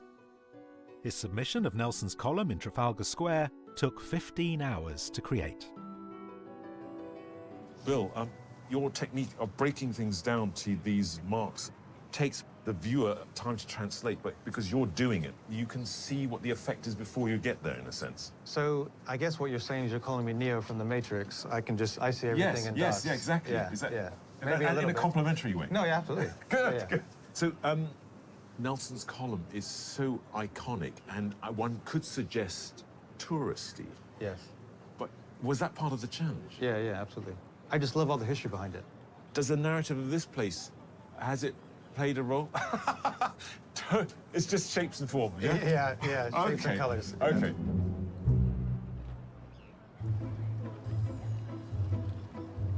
Further down the waterside, our wildcards are also coming up with imaginative ways of tackling today's complex view. Tell me about the square format. I always end up going square and thinking album covers and things like this. Oh, is that what it is? That's so interesting, because often with portraiture, we see a lot of rectangular formats, which I think is to do with the camera phone. Mm-hmm. But I'd never thought about the album cover edition in landscape.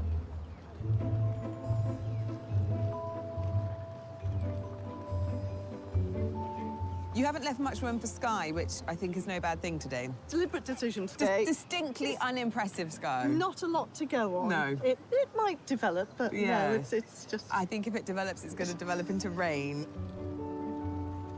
Dorothy, where are you from? I'm from Alnwick in Northumberland. You're a long way from home. Do you paint on the train? No. Or it's just chat? No. Well, we weren't sitting together the second train, we were weren't. Is that because you don't get on? No, or? so I was in first and she wasn't. You haven't sort of putting a roped-off section around yourself here? No, like but a I VIP? would, if there had been any rope, I would have definitely slung it around, yeah.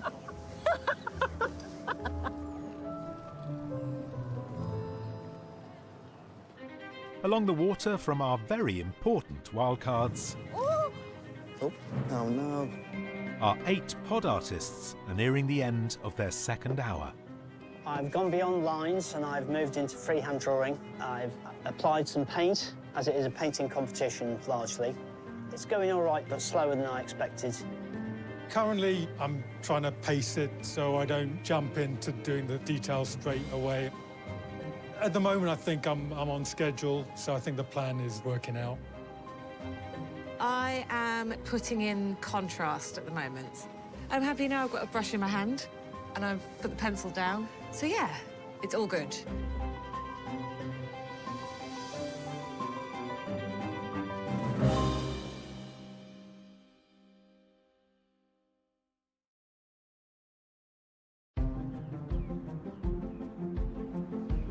In Bristol, our 8 artists are working hard on their interpretations of the harbour side with its famous coloured houses.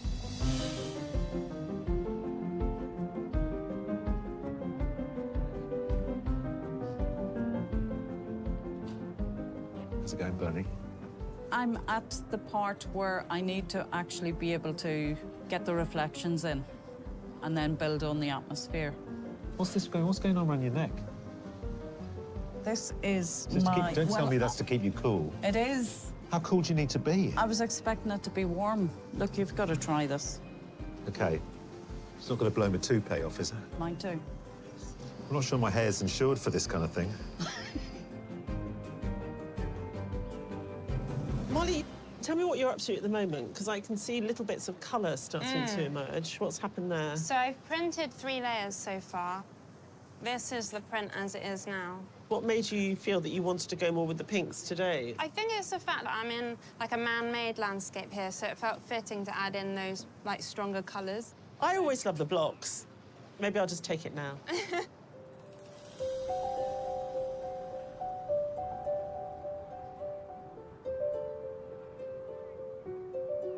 It's summer, but not as we know it. It's really, really cold. But you know, there's a lot of artists here today who don't mind at all.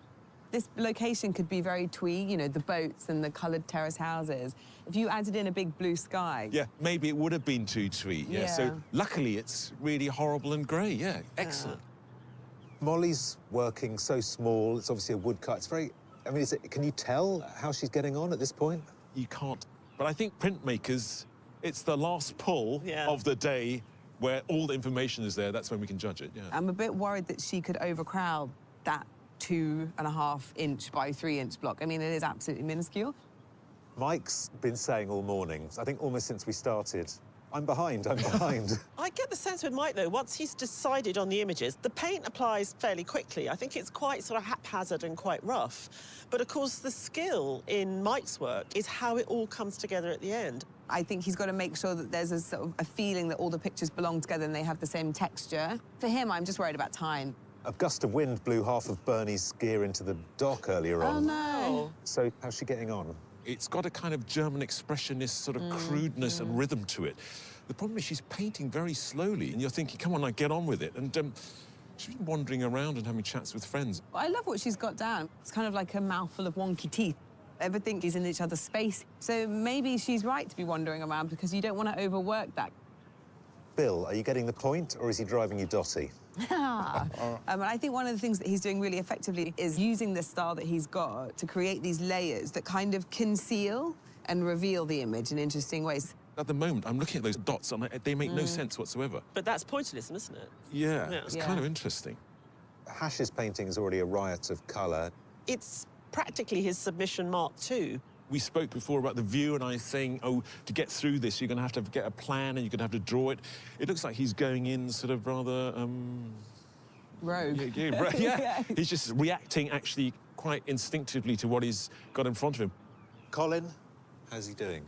He wants to make a very atmospheric painting. At the moment, the atmosphere is slightly frenzied, but watercolour can do very, very effective things very quickly, and the next layer is going to be crucial. Yeah, Colin told me that he really doesn't like painting water at all, and he's given it's the main part of the page. Beth has taken on a lot of detail, hasn't she? I'm really pleased, though, that somebody has said, OK, good, you're going to give me all this information? I'll do it. I just really hope she has enough time that she can pull this off. She's taken interesting elements in terms of rhythm, and she's sort of collaged them together into this long strip. It's looking good, but there's a lot to do. Raoul's work seems to be just a series of shapes floating in mid-air. I think Raoul's a surrealist. I mean, if you look at his submission, you have people walking in this landscape, and in the distance, the landscape starts disintegrating. It's out there. But there's a sort of feverishness to it, which I think, unless he gets that density of paint on, it's not going to make sense. Yeah, interesting. I think as long as it doesn't rain, I think we're going to be all right. I'm just... Yes, it's just starting, isn't it? Let's hope that the south of France brings us sunlight, warmth, heat, colour. Don't stop. Don't stop. Cue montage of Landscape Artist of the Year, Rainy Edition. Are we allowed to finish early today?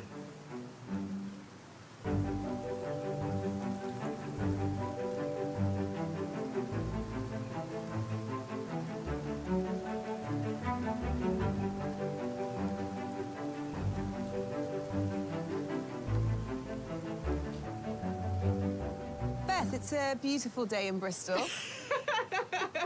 I mean, I don't think we're going to get the intoxicating yellows of your submission today. No, but there are lots of lovely brick reds and lots of lovely pink tones. Yeah. And what about all the kind of extreme colour? I'm making some choices. That's such an elegant response. I'm making some choices. I'll try and get some drama into the sort of clouds and just to try and get that sort of feeling of how sort of damp and heavy it feels today. Do you paint outside a lot? I do like it when the weather's nice. Weather's not nice though, is it, Bill? Not today. I mean, my hands are cold. You'll be able to tell the exact spot I got cold in the painting. When it's suddenly you can see it. There's just a tick. Yeah.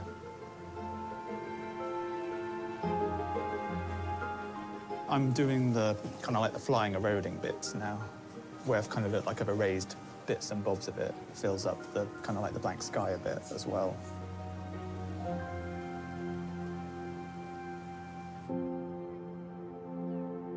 Today, we're at the western end of Bristol's historic man-made harbour side. Completed in 1809, the waterway was designed to improve access to the city via the River Avon. The problem with the River Avon is you've got the second highest tidal range in the world, which means when it goes out, you've got a lot of mud. So what they decided to do was build something called the floating harbour, which basically means you put a lock at each end and you keep the water in the harbour, so it's always the same level. Across the water from our pods are the distinctive districts of Clifton Wood and Hot Wells. Named literally for the hot wells that once bubbled up through the riverbed, the area was a popular spa resort in the 1700s, when taking the waters became fashionable. Hot Well spa water had a kind of milky appearance. The bottled water was sold all over the country. In fact, it even went abroad.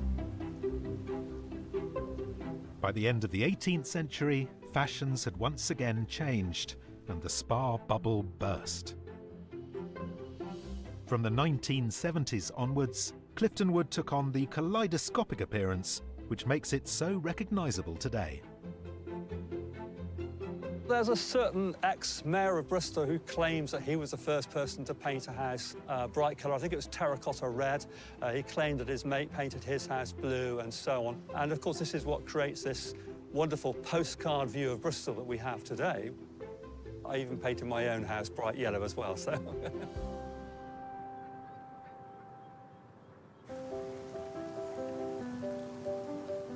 Unlike our pod artists, who have some protection from the weather, our hardy wildcards are battling the elements, wildcard style.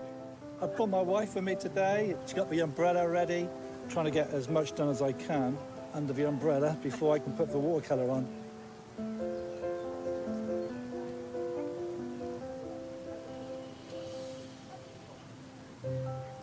You got rain on your painting.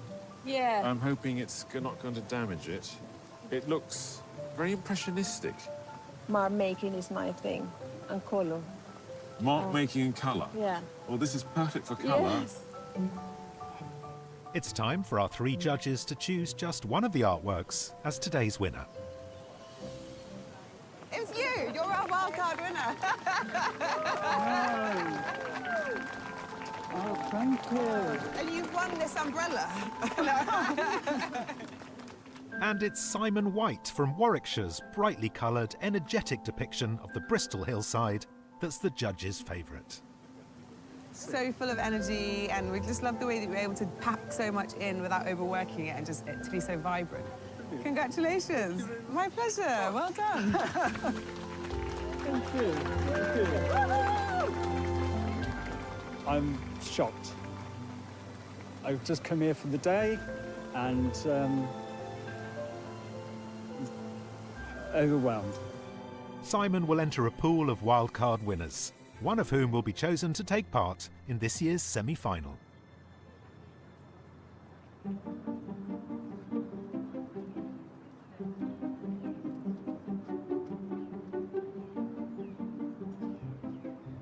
Right now I'm working on the water part of the pitch, and always a tricky bit for me because it could all go horribly wrong. Ooh, hold on. Could have a takeoff. I'm feeling a bit pushed for time. I'm kind of at the final part where I'm putting in the details. Could we have another 3 more hours, maybe? What are you going to do with the rest of your time? Because it looks so full and complete. I always imagine my paintings in someone's dark, dull living room. So it probably will be heightened more with colour and tone and light rather than tons more detail. I feel a little bit stressed because there's still quite a lot to do. So I'm thinking I need to get my head down.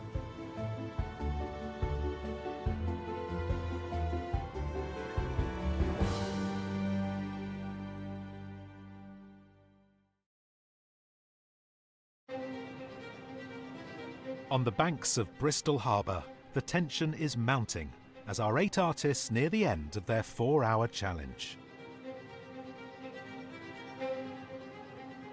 What's happening here?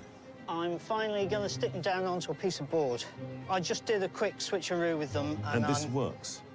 I think so. If I can find a way of getting a touch of pink in that, then that will be job done. You're suggesting once this is down, you're going to go back? Yeah, I'll tweak it. How long have I got? 11 minutes. 11 oh, well, that's minutes. all right. I can do it in 11 minutes. Oh.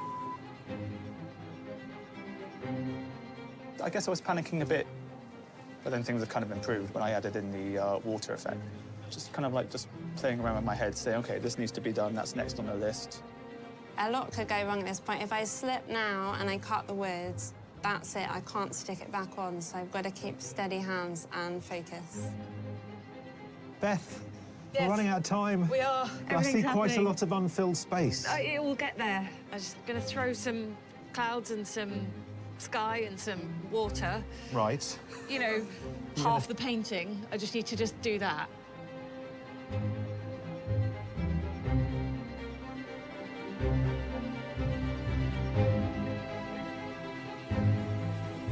Artists, you have 5 minutes left.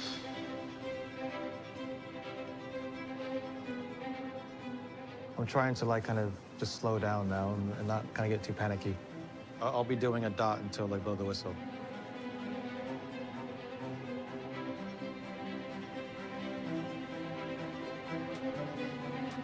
I splash the paint because it gives it a bit of life. I don't know why it works, but it works.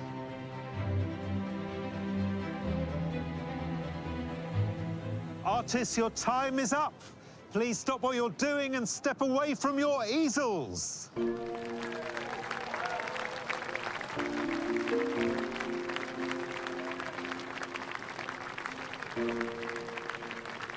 feel like it's taken years off my life. I got very much.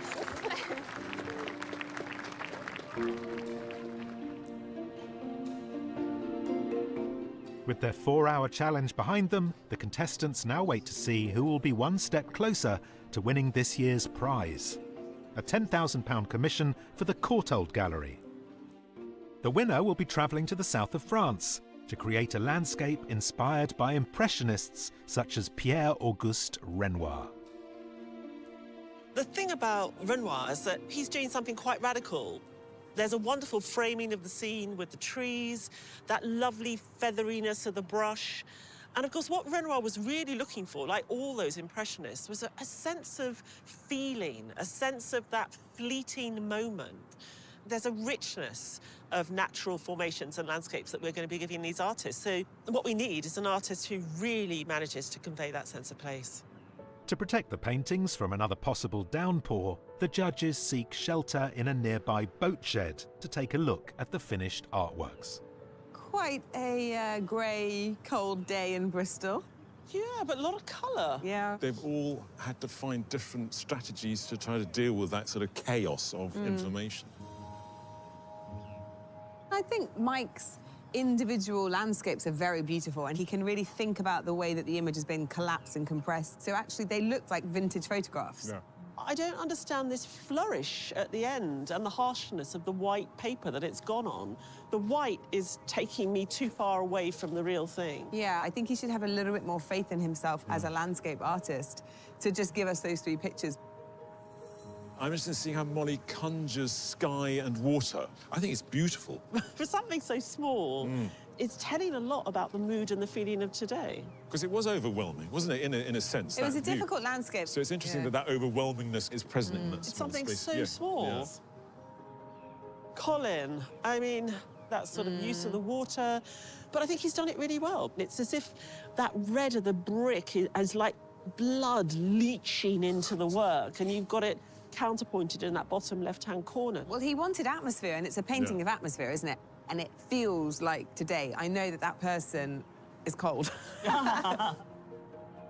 Bernie took this fantastic drawing and had a kind of sparseness and a sort of strength to it.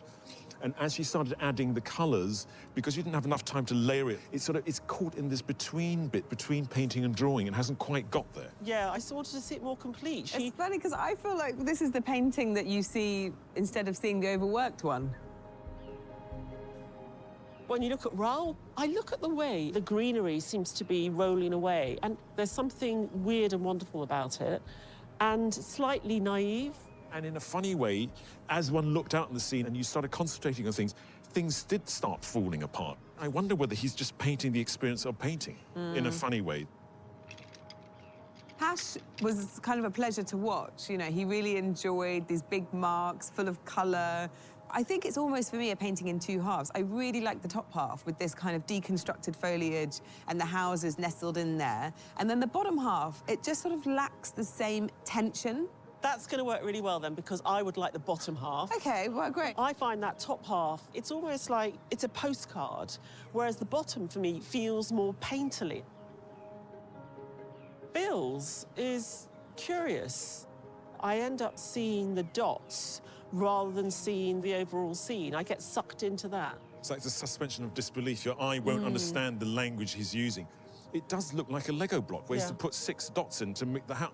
So where it works best, I think, is in the water, where there is an organicness, but the rest of it is very difficult to read. Beth, I think, really has given us, like, the kind of grit of today, the kind of grim weather. They're truly rain clouds.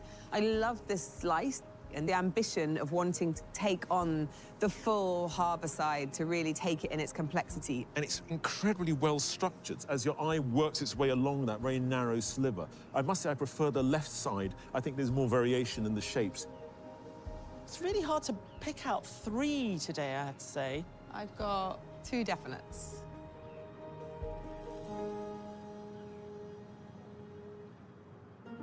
Artists, thank you for all your hard work and creativity today. It's really been a great day.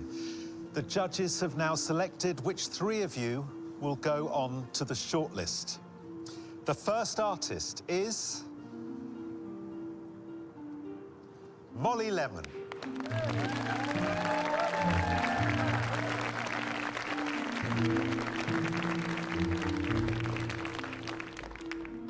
The second artist on the shortlist is Colin Revel.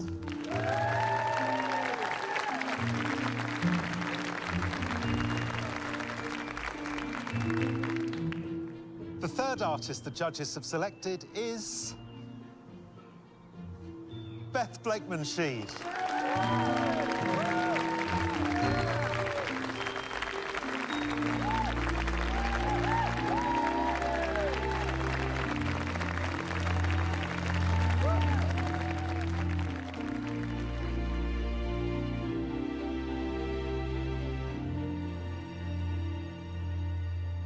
So we're looking ultimately for someone to go to the south of France. And I think I'd paint like to there. go with them Should we right just now? pick someone now and go? Yes, exactly. You gave them such a tough challenge.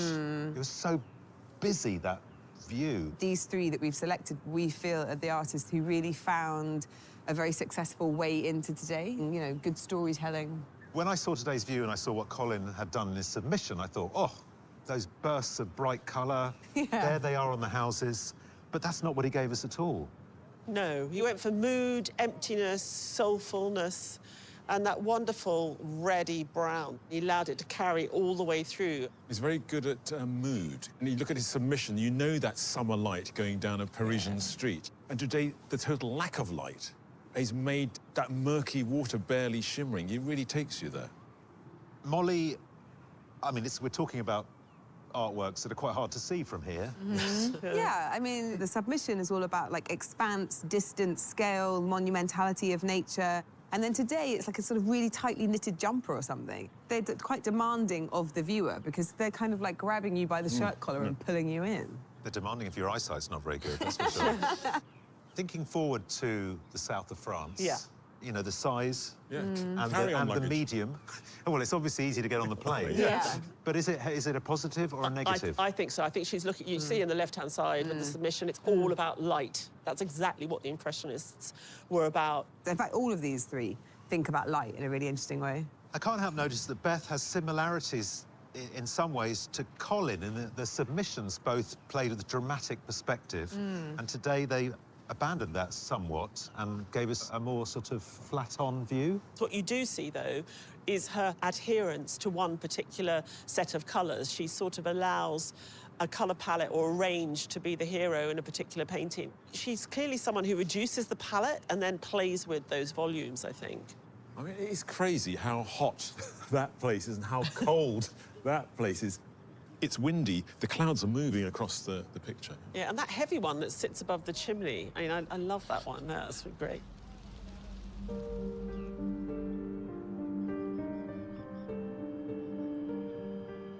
Colin, Molly, Beth, congratulations on making the shortlist. That is no mean feat, and you should be really proud of yourselves. However, only one artist can win today's heat, and that artist is...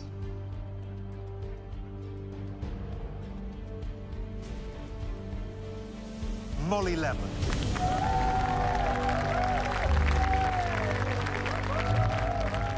It feels amazing to have won. I didn't expect that. I thought as I was doing a print as well, it was a bit rogue. I'm in shock. It's been a fantastic day, and to get that far was absolutely brilliant. Molly is amazing. Her work was absolutely exquisite, so I'm so, so excited that she got through. I think the thing that's so distinctive about Molly is that she really is able to capture the energy, the character, the distance, the perspective of a place this big. She's really deeply connected to the landscape that she's working in. And that's just the kind of artist that you want to think about sending to the south of France, a place full of light, a place full of stories. You want a really inquisitive artist to go down there and make it their own. It's given me a boost of confidence, and yeah, I'm just thinking, oh my God, I got to plan for the next one now. If you'd like to take part in next year's competition or find out more about the work of the artists, visit skyartsartistoftheyear.tv. Join us next time at Portsmouth's historic dockyard as 7 artists battle it out in the semi-final. They'll have to negotiate a monumental view It's an amazing ship, a lot of history in it, lots of things to think about. and a rising tide. Does anyone have a phone number for King Canute? Please hurry up. But which 3 artists will make it through to the final? This is a horrible thing to have to do. I hope nobody that knows things about ships ever looks at this.